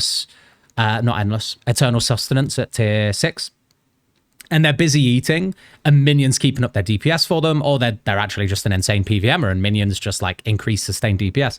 Like, yes, I would say Minion was very, very strong. It was very easy to get 5 Zami items for like nearly everyone in every region combination. So Minion was good. But Flask was, I think I still stand by Flask being the most fun tier 8. Did you get to try Executioner's Axe though? No, not really. I think I just never really I wasn't really too interested in doing like raid regions or anything like that this year. Yeah, so yeah. I feel like it's not that I like hate Executioner's Axe. I just like haven't really found a reason to pick it. But I think if you are doing those raids, like it is really good. Yeah. Like I don't think you can argue with that. I don't know. Did you get a chance to did you use it anywhere? I did have Axe on one account. However, on that one account, I didn't have Mori, and I feel like Tob is the one raid, particularly hard mode Tob, where if you're running with I don't know, a bunch of people and you're not on comms or something like that, it can probably be, out of all 3 raids, the one where you plank the easiest. And so Axe would have been insane there. But on the account I had Axe on, it was in Toa. And the only place that I really felt it's like massive effects was like Warden, like Warden P3, right, just skipping in Rage Phase. Like it was okay, but I was kind of just like, this is the only place I use this relic. Like I'm not getting any use out of it anywhere else. So I think it's what we expected. We said this when we originally spoke about relics and stuff. Axe was always going to be the one that most people picked least. It was the last reveal of the season before leagues went live for a reason. Yeah, I don't think anything special, but hey. Yeah, I think it just kind of goes to show, in my opinion, that like in general, I think people like relics that just have more uses. Like you just get to use it more and stuff. And I think it would be kind of cool though if like Executioner's Axe was like instantly activated. So like if it instantly killed anything below like, 10%, that would be really why fun. do you have to equip it? It makes no sense. Right. Like just have it insta pop out for sure. Because then it would be really good even for like when you're doing Slayer and there's like some random mob that's at like 3 health. Yeah. You're just like, I wish you could just like, just toss out of your inventory basically. Like that'd be really cool. That might almost be more annoying than just killing it regularly. Like it just animation stalls you to throw the axe out. Yeah. That'd be so funny. Okay, so just before we move off relics, thoughts overall? Do you think better relics than usual this year? Any relics in particular that you think like, hey, I don't want to see that come back, other than Grimoire, which I think we've established? Yeah, I think I really liked the relics this year. I think they were all like, pretty solid and stuff like that. And really, it's not even that I hate Grimoire. I actually like it as a relic. I just think it could be moved to the pack system. And I think that kind of choice could be moved there. Same thing with like having like ruinous powers that could be pushed into the pack system as well and stuff like that. So Yeah, that's kind of where I'm at on the relics overall. I Mhm. still think like I think for every single tier I've at least had to like think about it a little bit Mm. and make some pretty good decisions about it. I don't think I've ever hated a relic that I picked or been like, wow, this thing is like completely useless. Yeah. So I'm pretty positive on them. Yeah. Good. Yeah, no, I feel the same. I think the balancing was particularly good this year. I hope for more of the same, honestly. I don't want this whole kind of chat thing to be seen in a way where we're kind of just slandering a lot of stuff, because I think overall it's so positive. All right. So I think the last thing we wanted to talk about, this was your idea, was like we combine talking about like region combinations, the tasks within those regions, including maybe some of the pack tasks, and the echo bosses. And we'll just do that all in one. Yeah, kind of just like general, the sort of like leagues features that I think are very standard as opposed to like more specific to this one. Yeah. So I guess like just I think you probably played more regions than I did, but how did you feel about the regions? How did that go?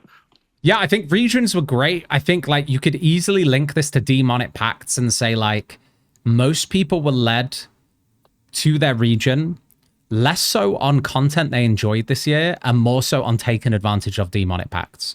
So like, oh man, I don't want to do Kanda in PVM, and Kanda in kind of sucks, but actually Jagex have made Magic so unbelievably overpowered. So here we go, I'm picking Kanda in. That seemed to be more of a theme for me this year, especially having picked all the regions. I will say there were some favorites. Wildy was so fun. It always is. What other regions were insanely fun? I think Wildy was great fun. Mori is always great fun. I love Mori. It's like, I think I ranked it number 1 on my region list for a reason. And I'm just going to say it now. I think if I have to throw out what I think was my least favorite region, I think it's Kourend. I think it's Zaya, which might be controversial to say, but I'm sure we'll get onto tasks per region in a minute. How about you? What were your like favorite region and like least favorite regions? Yeah, man, it's hard to say for like favorite regions and stuff like that. I think one that I really enjoyed though was actually Fremennik. I think that region is like I've been playing it a lot. I've been experimenting it a lot for the purpose of trying to like do speedruns and stuff like that. And it's actually a really like, I would say it's a very bad region if you're trying to go for Dragon, but I think doing all the bosses, like, so one of the big things that when I was kind of planning Fremennik, I realized that like you can actually do a lot of bosses in Fremennik, and they all have a lot of like really interesting combat achievements that you can go for and stuff. Yeah. And I actually really enjoy doing like all the different bosses and trying to get all the different combat achievements, with the exception of doing the Dagannoth King one where you have to bounce the rune throwing axe. That one is misery. I actually hate that. But all the other combat achievements are like a lot of fun to go for. Doing like the Duke kills, doing the I learned a lot of like the Muspa, how to like maneuver it and stuff like that.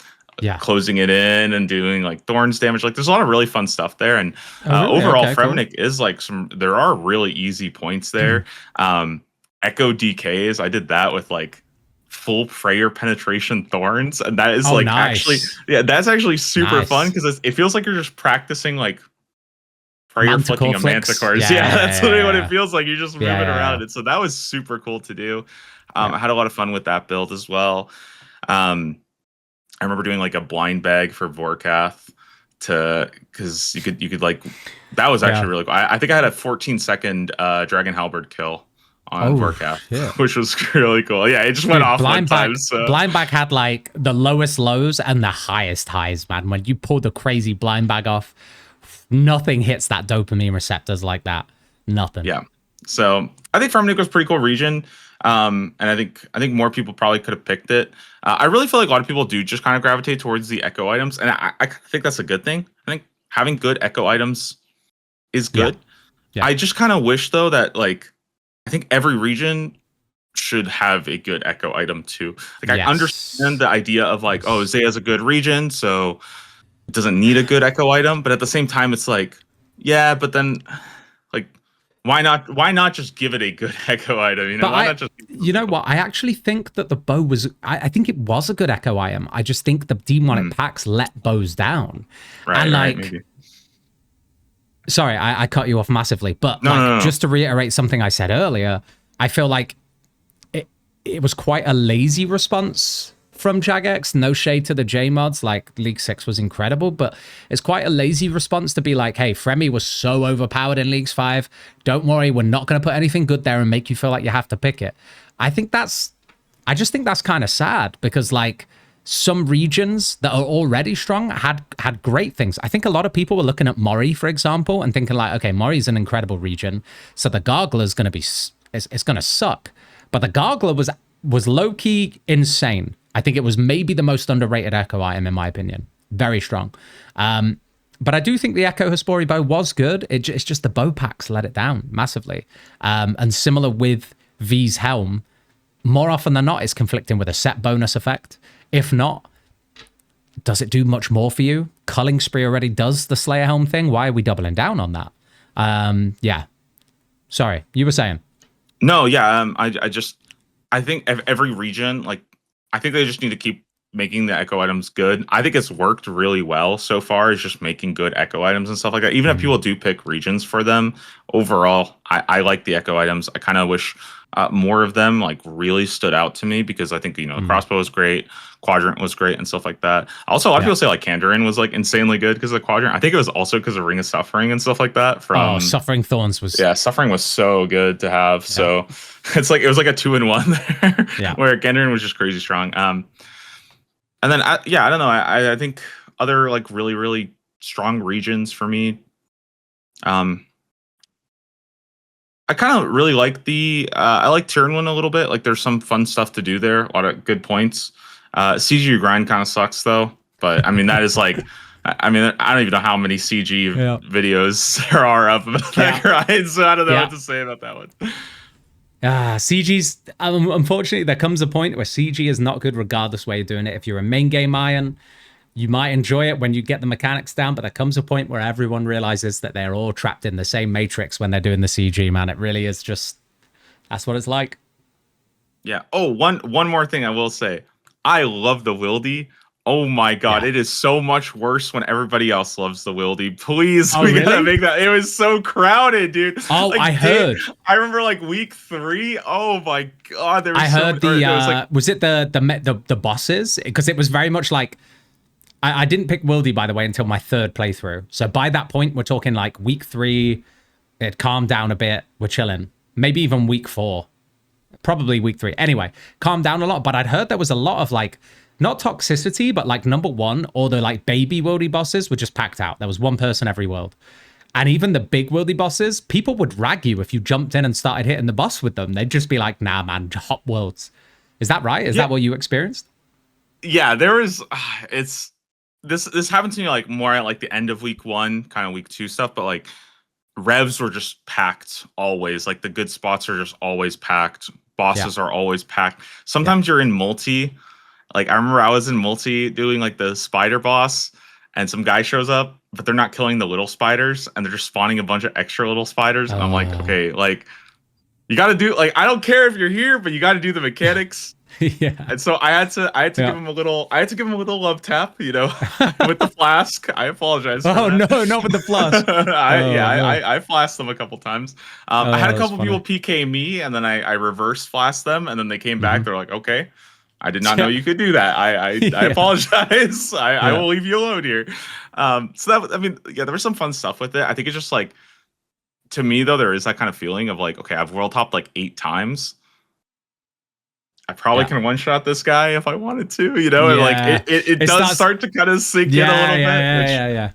Yeah. On one hand, I kind of love because I think that is very like that is the Wildy, you know, it is the Wildy, right? But I don't know if that's like the best thing to have. I don't know if like I think at least having like instance versions of the solo bosses would be nice. Like I'm okay with things like the revs and stuff, but yeah, I think like hopping like 10 worlds because I want to do RDO is just like it kind of gets to me sometimes. Yeah. No, I really enjoyed Wildy. Again, I don't think I got a real representation of it because I joined it quite late. But when I did, it was so much fun. Like the pacts there felt very free, generally speaking. Lots of PVM to do there. Even the skilling was pretty chill. Like that Wildy resource area with a lot of the tier 1 and so on kind of relic synergies were really nice. Mage Arena is always Mage Arena, unfortunately. But yeah, Wildy in general, Yeah, great region, great tasks. I think looking back, I think we were right on the money when we said Wildy is like, if you're thinking of picking it, pick it as your first region unlock because you'll have a great time. It's going to snowball you through the league. Yep. Speaking of tasks, I know you mentioned like, a little bit about Zaya with like you didn't really love the Zaya task list and I stuff. didn't, What'd you think about that? I gotta be honest. I think that some of them are like geared quite nicely for when you first unlock Zaya. Like, okay, go plant 100 of each tithe seed, whatever. If you've not got natures, by the way, that kind of sucks. Having to do 100 of each thing and water them on 2 cycles takes a long time. That's just one little fraction of it, though. Obviously, then you've got all the farming related tasks with the farming guild, the shaman tasks, which early on felt quite bad. 150 shamans for a pack point versus killing potentially 2 or 3 chaos LA as an example is just crazy to me. And like, this isn't unique to Zaya. This was also in Mori. But 25 Chambers of Xeric and 25 Theater of Bloods as a pack task is a crazy thing to put in. Like the time investment on those versus almost any other packed point in the game is kind of outrageous. I don't know how you feel about that, but that was my main gripe about Zaya, to be honest, was some of the tasks felt a little too time consuming. So I didn't do any raids, so again, I didn't go for them, but like I think I like the 25 kills because it's like deterministic. You're going to be doing that anyways and stuff like that. Probably going to be doing a lot of them, but I agree with you that like, you know, I didn't even think about it in terms of like time investment. That is a really, really long amount of time that you're putting into. Yeah. Obviously, you know, you're doing that on top of other things, but like, I think if it had been like 10 or something like that, it could have been a little bit easier and stuff. I think the problem that I had with some of the harder regions in terms of like I think when you go for a pact, it should be very intentional. Like you should, I think, want to try to get that pact. And I like that. Like I like being able to do like, okay, I want to go kill Chaos Elemental to get the Dragon 2-hander. I want to go do my Corp Beast kill. And then you have other things that are like 150 Lizardman Shaman, and it's like, oh my god, like this is just that's what I mean. I feel like it just kind of like to do. Yeah, it just wasn't weighted in the same way. And I think a lot of complaints I got on stream as well were people complaining about the RNG tasks, and like maybe I'm like a bit of a hypocrite, but I much prefer RNG tasks over like do this X amount of times. Because I know with X amount of times, you know there's an end goal in sight, but I almost feel like part of the game's whole kind of function is like you're killing this boss and there's a drop rate on this boss. You could spoon it. You might go a bit dry. Some of them were bad. I will say Hydra one. Please, Jagex, let's not do Hydra. Let's not do Hydra again, please. But yeah, just I feel like it's coming back to balancing, isn't it? It's the balancing of the Demonic Pact tasks that just felt a little off, like to me at least. Yeah, and I think that like it should feel like you have the option to do your pacts, even if it's like hard. Like I actually really like kind of being able to like brute force some of them, you know, or like when I was looking at Ascarnia, it's because that takes a little bit of planning, right? Like that's thinking like, okay, like can I actually do next solo? Like could I try to figure that out, you know, or how do I do Corp? How many Ring of Recoils do I need? You know, things like that. Like there's so many like I think that stuff was a lot of, even early on, like trying to do like, you know, like man, the Demonic Gorilla, when I do that on my runs, that thing is hard, dude. Yeah, it is really early on. Yeah. I'm like so prayer flicking. I'm like dodging. It's a tough fight. So that stuff is really fun to me. And like I kind of wish there was a bit more things like that. I kind of had the same issue with the Desert as well, where like you get there and there's like these Tombs of Amaska tasks, and it's like I wish I could go and do a TOA, but I have to go do Contact and Beneath Cursed Sands. It's like it just kind of feels like it like hurts the region a bit. I think in the long term, like once you've already been playing for a while, then it doesn't matter as much. But on like initial kind of vibes of it, I do sort of feel like it hurts it a little bit when like half the tasks are locked out. Even Kandarin kind of feels like that in some ways, where like you go to Kandarin and like half of them are locked behind 93 Slayers. You're sitting there, you're like, oh, I gotta go grind Slayer for a while. So it is true, but like at least Kandarin has the benefit of being like it's a it might not be the right way to describe it, but it's a very cozy first region. Great skilling methods, you know, decent kind of quests around there that can give you some like boosts in skilling with some tasks associated with it. Like at least you have something where you can be like, right, I can't get loads of points here, but I can at least milk like another 1k league points out of some of these easy tasks. Maybe then unlock my next region and then come back for the Slayer stuff. While as Desert felt very much like, shit, I feel like I may have almost like soft locked myself here. Not quite, that's very extreme, but like some of the tasks felt quite laborious to go out of your way to do, to then unlock your next region, to then come back to do like your 500 or 700 towers for your purples, you know? Right. Yeah. And I think that the pacts of the different regions, like it's a little interesting trying to think about, you know, like this region's a little nicer. Like Ascarnia gives you like 3 packs for free, basically. Ascarnia was good. Yeah, Ascarnia had some really easy ones, like yeah. Kandrin had some easy ones, and then you look at some of the other regions, like are like, okay, these are terrible to do. So there was like a little bit more interesting, but I think that could be a bit more standardized and a bit more like, especially I think some of the top end by the way. No, I haven't done any Mauritania. Okay. I didn't mess around with it too much. Not having to get a full Barrow set. You missed that one out, huh? Lucky. Yeah, I didn't. I looked at those and I was like, man, I don't even want to grind out a black mask. No, I don't want to do any of that stuff. No, yeah. So yeah, the facts, I think they could be a little bit more, and I think that like more of like the challenging ones, like, you know, it does reward people who are better at PVM and more experienced, but at the same time, it also encourages you to go and try them, right? Like trying to go do a deep delve. Like I think that was a really good task. I think they added a deep delve pact, right, at some point. I think that would have been a really cool one for people who wanted to go and do a Doom and try to get to Wave 8 early. That should have been in there from the start, to be honest with you. If it wasn't, I can't remember if it was, but yeah, the deep delve was a good addition. We did a Huey kill like 3 hours in. I basically just, you know, man, that was chaotic. And that was like, people are just dropping like flies. There's like a couple, like few people left just trying to survive. And I think we barely made it through with like 4 people left. I mean, I'm lucky I did my like rumors first because I at least had Moonlight Moths. So I was fine. I had like overheads and Moonlight Moths. But then I saw people who were like, fuck it, I can ride on the back of like this like big stream group who are going with Scritic and then like you see Huey's tail slam and just like boom, boom, boom, like fucking people just dropping dead. And that was great. I would love to see, if there's one thing I would love to see, is that I want more group bosses over the next like couple years of RuneScape's development. I'm sure we'll get it. At the very least, we're getting raids 4, right? And I just want more tasks geared towards group content because it's so enjoyable. Those first 8 hours of the league, nothing tops that for me. Nothing.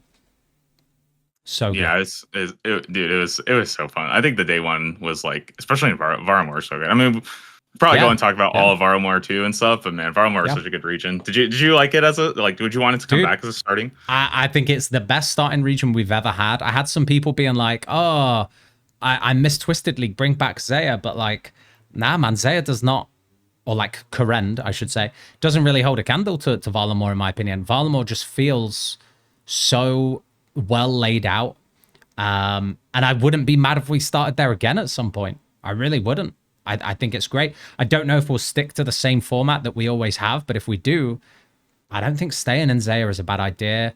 An alternative to that would be stop giving Kandarin ridiculously overpowered echo items and just have everyone start in Kandarin next time. You know, that's the alternative for me. How about you? Yeah, I think just having like a really big, massive area is awesome because people aren't as congested in certain like choke points. Like I didn't really feel like there was any congestion when I was doing my like starting route and stuff like that. And then I also really like that Varlamore has something for everything. So you can kind of use like you can choose to do agility a bit more, right? And start doing like the stepping stones, the Brimhaven. Like you could do that. You can start farming early, hunter early. Like you just couldn't do that in Lumbridge because there's just no options for like half the skills and stuff. Like you could even start Slayer. Like I did Slayer very early. I never do Slayer early. And I was already sending it, trying to get my combat going. So I like that Varlamore has enough for you to dip in everything that you can really sort of like free flow it, kind of do whatever you want. And it's not as like scripted, I think, as some of the previous starts were, where it's just like task. Well, exactly. And like, I think there's a testament here to the amount of people who either joined kind of like friends chat, clan chat, or whatever, and were like, hey, I'm tier 5 and I still haven't unlocked my first region. Like, I'm not even sure I want to leave Varlamore. Like, they were having that much fun. And I think there were quite a lot of people who kind of did that, who just stayed in Varlamore for ages because there was just that much to do there. While as the opposite happens when we start in Misthalin, it's very much like, right, here's my task list. I don't care about big point tasks. I just want to unlock that first region so I can get out of here. That is usually what people do in Misthalin versus Varlamore. I don't think there was as much of a rush for it. So I think that's a testament to how good the starting region was personally. Yeah, as far as like it's actually pretty cool with the speedruns and stuff, because there's been a lot of people who have been kind of thinking about the early game too, right? And currently, I think the fastest tier 5 we've seen is I think it's like 2 hours and 14. Super freaking quick. So they right? haven't left Varlamore at that point, or they're just Varlamore Karamja? I think they just unlocked like Kandarin maybe right at the tail end of that 2 hours and stuff like that. But that's quick. That's really quick. But yeah, it's quick. And the cool part is I've seen a couple other people, and like I've done about like 2:30 is like my fastest to get to tier 5. Mm-hmm. And it's like completely different routes. Like I do like Death on the Isle, they skip it, and they do some other stuff instead. Mm-hmm. And like it's actually kind of cool to see. Obviously, there is like some fully optimized route, but it's so much harder, I think, to figure out what that actually is, like what the fully optimized starting route is. And it's more fun, I think, for everybody, in my opinion, to have that freedom and that flexibility. Yeah, for sure. Really like Varlamore. Thought it was great. What do we think about, just in a general question, what did you think about Echo bosses this year? Yeah, I really liked like doing Echo bosses and stuff like that. And my biggest problem that I have with Echo bosses is it feels like some Echo bosses are better than their regular version, and some are significantly worse. And it is really sad when I feel like I am only doing an Echo boss because it's fun. Like, I know, okay, that sounds terrible to say, right? But it's like, there are so many times, like, I think DKs are a great example. I love Echo DKs. They are so much slower, though. Yeah, like, it's such a good fight, but it's so much slower, and it's so much more difficult than the regular fight. So I went in there, I think I got my helmet in, like, 1 kill. I'm just sitting there, I'm like, okay, I'm just going to do more of these because I think they're fun, Like, but I know at the back of my heart, I'm like, okay, I really should just, like, if I wanted the drops... But that's a testament to how good that Echo boss design was, right? Because I said that in Leagues 5, Echo DKs, I think, was my second favorite after Soul Heredit. And I think it's just such a well-designed fight. It does feel fun. But you're right. There comes a point where you don't need to do it anymore. Yeah. Cow Fight Queen, another example. So much better than base fight. So Echo much better than base fight. Of course, because no prep. Echo CG, no prep. Echo Grotesque Guardians, no... ringing the bell, first of all. No stalls for animations in between. What else? I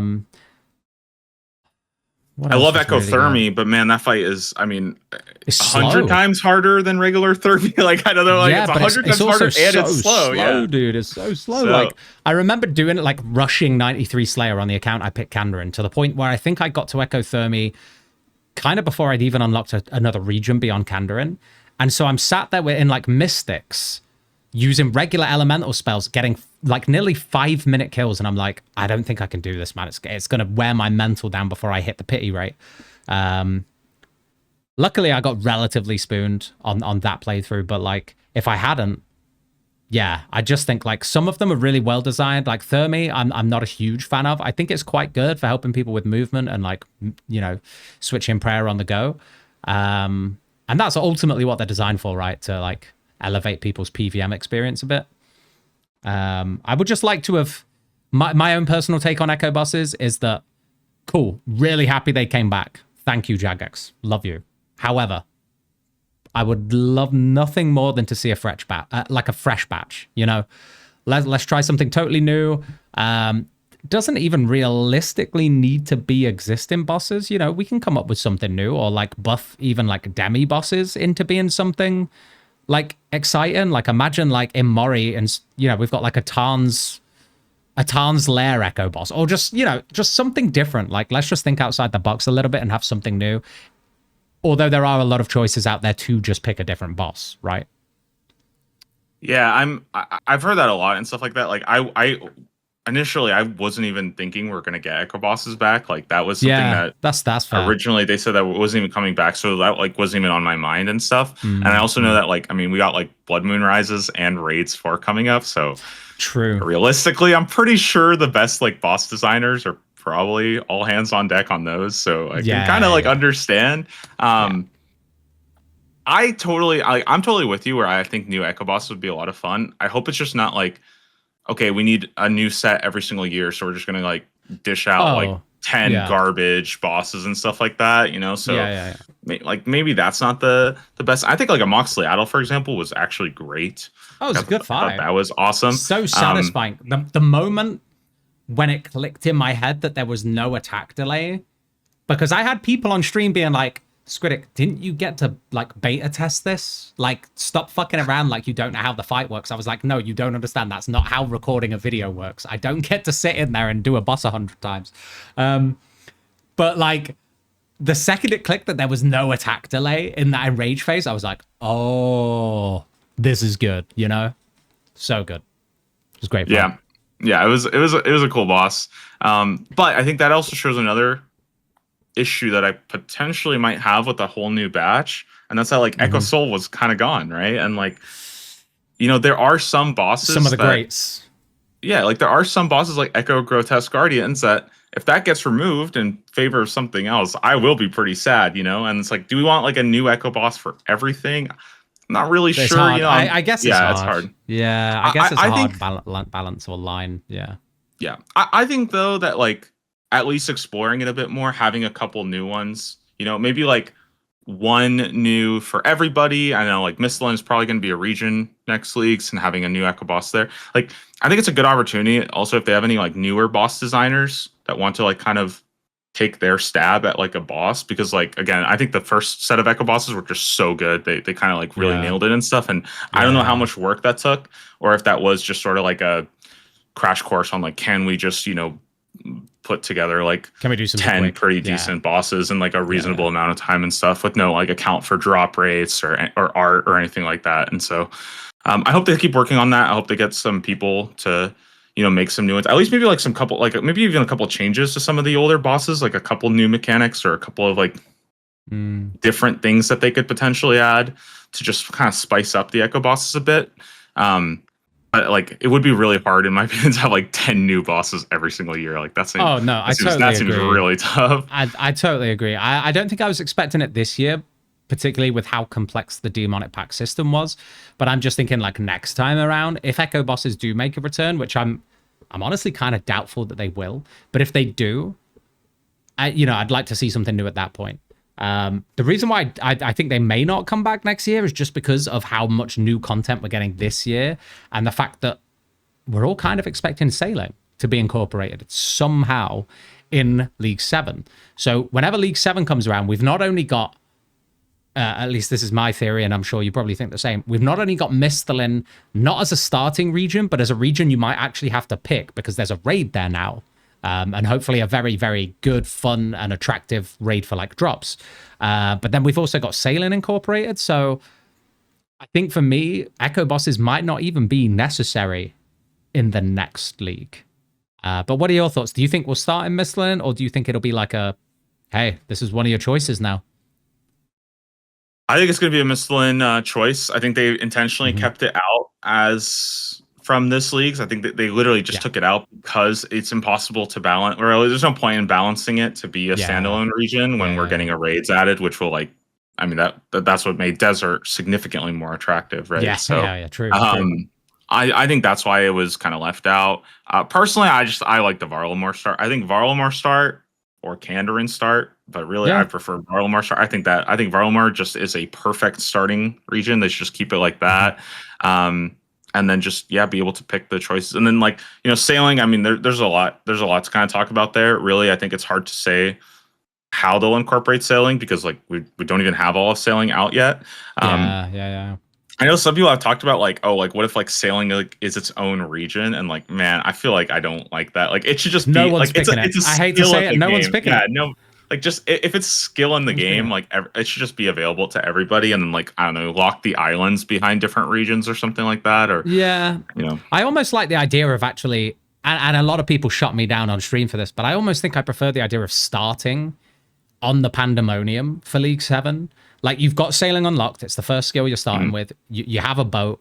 Pandemonium is auto completed. And you go and do a few sailing related tasks to start. And then you get your freebie region very early on, you know? So that way they've kind of got you dipping your toes into sailing, but without having to commit too long to it for those who are maybe a bit of a sailing hater. And then you unlock your regions as normal. You can go to the mainland, blah, blah, blah. But that way, everyone gets to experience that like thrill of everyone being on the sea, which I do have to say for day one of sailing release was so fun. So I think that would be a great way to start League 7. I don't know what you think. No, I didn't even think about that, but that sounds awesome. I think one thing though, that if they wanted, like, I think, you know, people look at sailing and they just think about it like, okay, it's just main game sailing, right? But sailing has a lot of like good one-off XP rewards from charting, from doing the trials and stuff like that I actually think sailing in leagues is going to feel really, really accelerated. The only thing that they need to really, really try to think about, I think, is upgrading your boat, and also just giving you like I don't know, they got to like turn your, we need like Formula One cars out there. I want to be zooming across the oceans. You know, if you think about it, compared to like walking in the main game, right? They give you infinite run energy, which is significantly better, right? Especially early on. And I think sailing kind of needs the same thing, because I don't really want to be, I don't want to be rafting around too much. Okay, I want my quick little raft, you know. You're just going around on your raft around like Port's Rim, and some dudes on the mainland just outrunning your boat, and you're like, this feels bad. I'm gonna be drifting around islands, it's gonna be sick. Yeah, maybe they just have it where like don't think they could do that. I was about to say, like, would it have been good to just have all the charting stuff done so that all the rapids are just auto unlocked and whatever? But there's a lot of XP locked behind that. You're right. I think it would feel accelerated. I just think as long as it's not something that feels like Jagex are forcing people's hand to kind of get involved in playing, because I think sailing, at least from what I've seen in the community, is a very divided opinion on it. Personally, I really like sailing. I think it's great. But I know a lot of people that aren't too happy about it and are a bit curious / maybe concerned about how involved it will be in League 7. Yeah, I don't think we're going to, like, I personally don't even think we're going to get a sailing leagues. No, I don't think it'll be sailing locked, like, ever. Yeah, nothing like that. Ever. The only thing, like the one idea that I've kind of been like throwing up, probably not like for League 7, probably not for Leagues 8, but just like this idea of having like, if they could move away from like the region locked format and instead just like chop up the entire world into these little like grids and little islands, and just create like almost create like a new world that is just a massive ocean of little islands of like bite-sized, like, oh, this is Theater of Blood randomly on this island here, and then over here is like, I don't know, like you just completely like just chop it all up into these little islands, like you're just sailing and exploring, and like that day one, like that would, to me, feel like a true sailing leagues would be to like day one, you start on this thing and like sail off in any direction and just see what you find, because we don't know what the world even looks like, you know, and I think that could be like a really cool way to sort of create. Obviously you couldn't do that in the main game, you can't just like create random islands on every map, but for leagues I think it'd be a really cool experience. And like people, it would almost remind me of that like old like 2005, like where you're like talking to your friends at school, you're like, oh, do you know about like this like cave that you find on like this island? Like there'd be this like whole internet. I think, but that is like kind really of cool. how. That's kind of how it was like when sailing released, you know, because there wasn't that much information on the wiki at the time.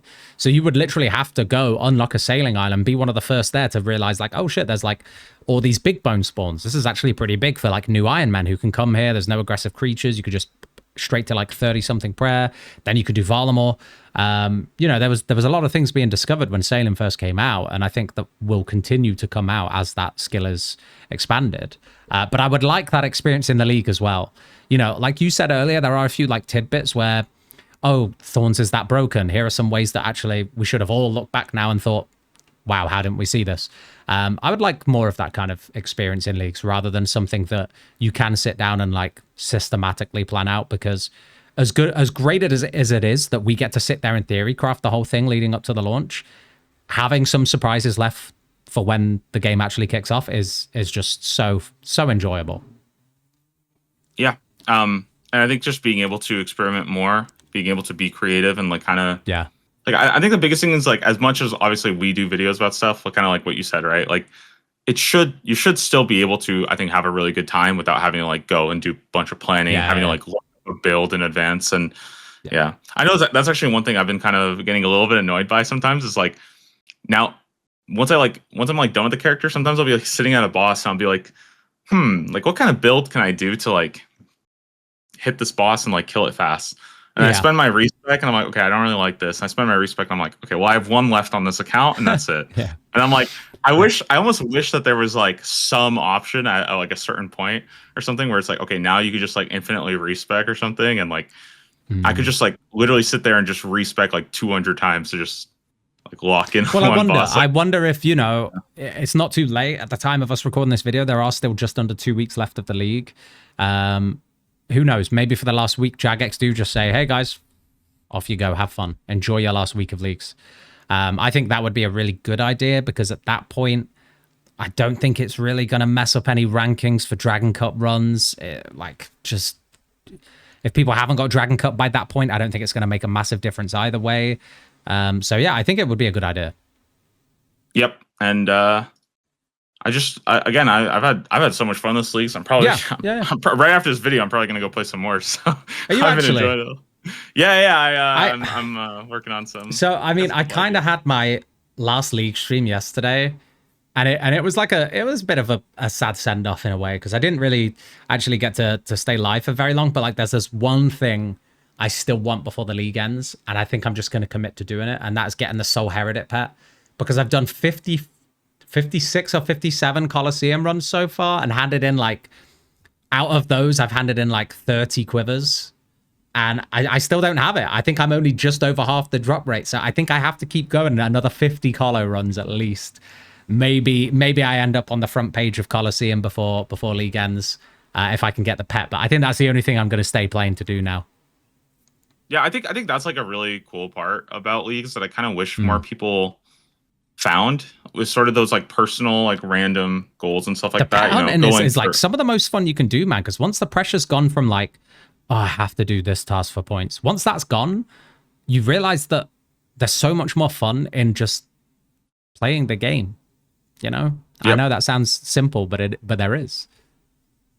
Yeah, and I've been having like, I mean, again, I've just been having so much fun trying to like figure out and sort of like optimize like how fast you can really like push the limits of it, and then like these little, there's so much like cool stuff that I've sort of like uncovered, I guess, through trying to like push the times about leagues and about like the pact system, and that's just been like so much fun. Even like I remember I spent like 5 hours or something like working on Jad challenges because I was so bad at them before, and I kept dying to it. And I was like, okay, I'm just gonna sit today and I'm just gonna like figure this out.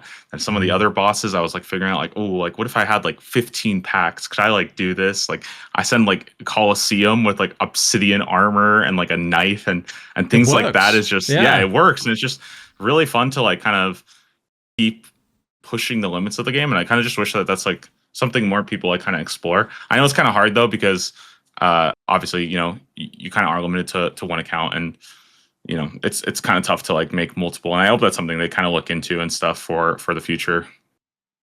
Yeah, I agree. Either like we need a way to farm respecking so that you can feel that you can get a bit of versatility out of your account, or you know, I think it just comes back to, it's a bit of a separate topic to leagues, isn't it? It's more tied in with those like membership price increases, which we're, you know, we're going to be getting into the political side of RuneScape if we keep going with that. But I do agree that based on how complex they made this league, and I don't think it was all that complex because we got to sit there and plan it out. But for like new players coming in, I can definitely see how it was like, wow, this is on a different level to previous leagues. And I may have made too many wrong turns, or like, at least in their opinion, wrong turns that like now I feel like I'm pressured to make another character to do the thing I maybe want to do, but I don't want to pay that money. So yeah, I 100% agree. I think if they stick to this kind of complex or more complex demonic packs, or like Path of Exile inspired like mastery tree, we need a way for people to make mistakes, recover from them without it just being free respecs. Encourage them to play the game if possible, and if not, just multiple characters or a way to move things around. I think that's a good idea.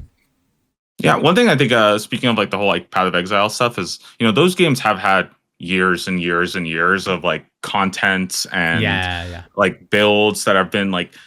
I mean, they don't actually change their builds that much from year to year and stuff like that. Like you can look Mm, up like some Lightning Arrow Path of Exile build. Like that's what I played when I did Path of Exile. That thing was like hmm 6 years old, and it was still hmm like it was pretty much the same like core and stuff like that. And I Yeah, yeah. I think that in future leagues, because I guess like just kind of wrap things up with some ideas for the future and stuff is like Yeah, I think sure. it'll also be so much easier for us as content creators to like have more like guides out on like these are the good builds and stuff like that. This is how Yeah. you want to do it. Because like, man, I remember like I really wanted to make a Thorns video.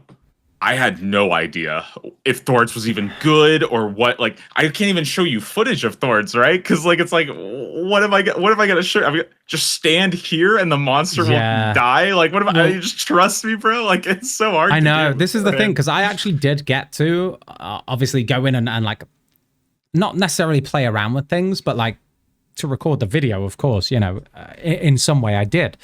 But I didn't get to do it to the point where I was like, right, if I just spec into Thorns and stand here, what DPS is it doing? How does this look stacked up against something else? I didn't have that time to do that kind of thing. And I do hope that, if Jagex are watching this video, that although they are very, very proactive in reaching out to creators and being like, hey, what do you think to these ideas? And kudos to them because not many other designers do that or devs, and it's incredible. But like, more of that would be great so that we could get out there and really just like, I guess, kind of like push a varied agenda when it comes to builds, so that people do have that like freedom to like pick one that suits them and like they can rest assured knowing that's, more of them are good. Yep, and I think that the pack system, I want to see it come back. I think it's just gonna be an iterative process over time, Yeah, and yeah. like I really feel I loved it.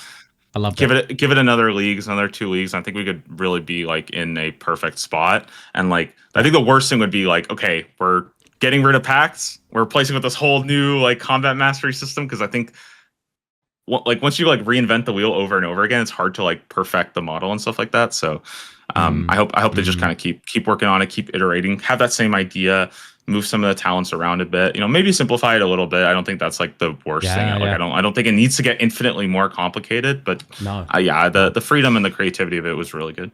100%. And one more thing on that, on like future leagues ideas, is like just going back to echo bosses. Even if we do strip echo bosses out, I really, really like the direction that leagues has gone in, where we're stepping away from mega rares being bis, because it does feel very stale once you get to a raid, which tends to happen pretty quick in leagues. And then let's say you have the shadow. Oh, great, there's no more progression, or oh, there's no real flexibility with this build. It's just max mage damage and shadow, or max melee and scythe, or whatever range gear and a T-bow. I really like the direction echo items has taken us in because they often require us to like, I don't know, pair it with certain gear items. Like, the Shadow Flame and Full Prayer gear for Air Mage was really cool, but then there's also the opportunity to pair Shadow Flame with Max Mage or anything like that. So even if we step away from Echo bosses, I would really like to see the return of Echo items or like relic items, whatever you want to call them.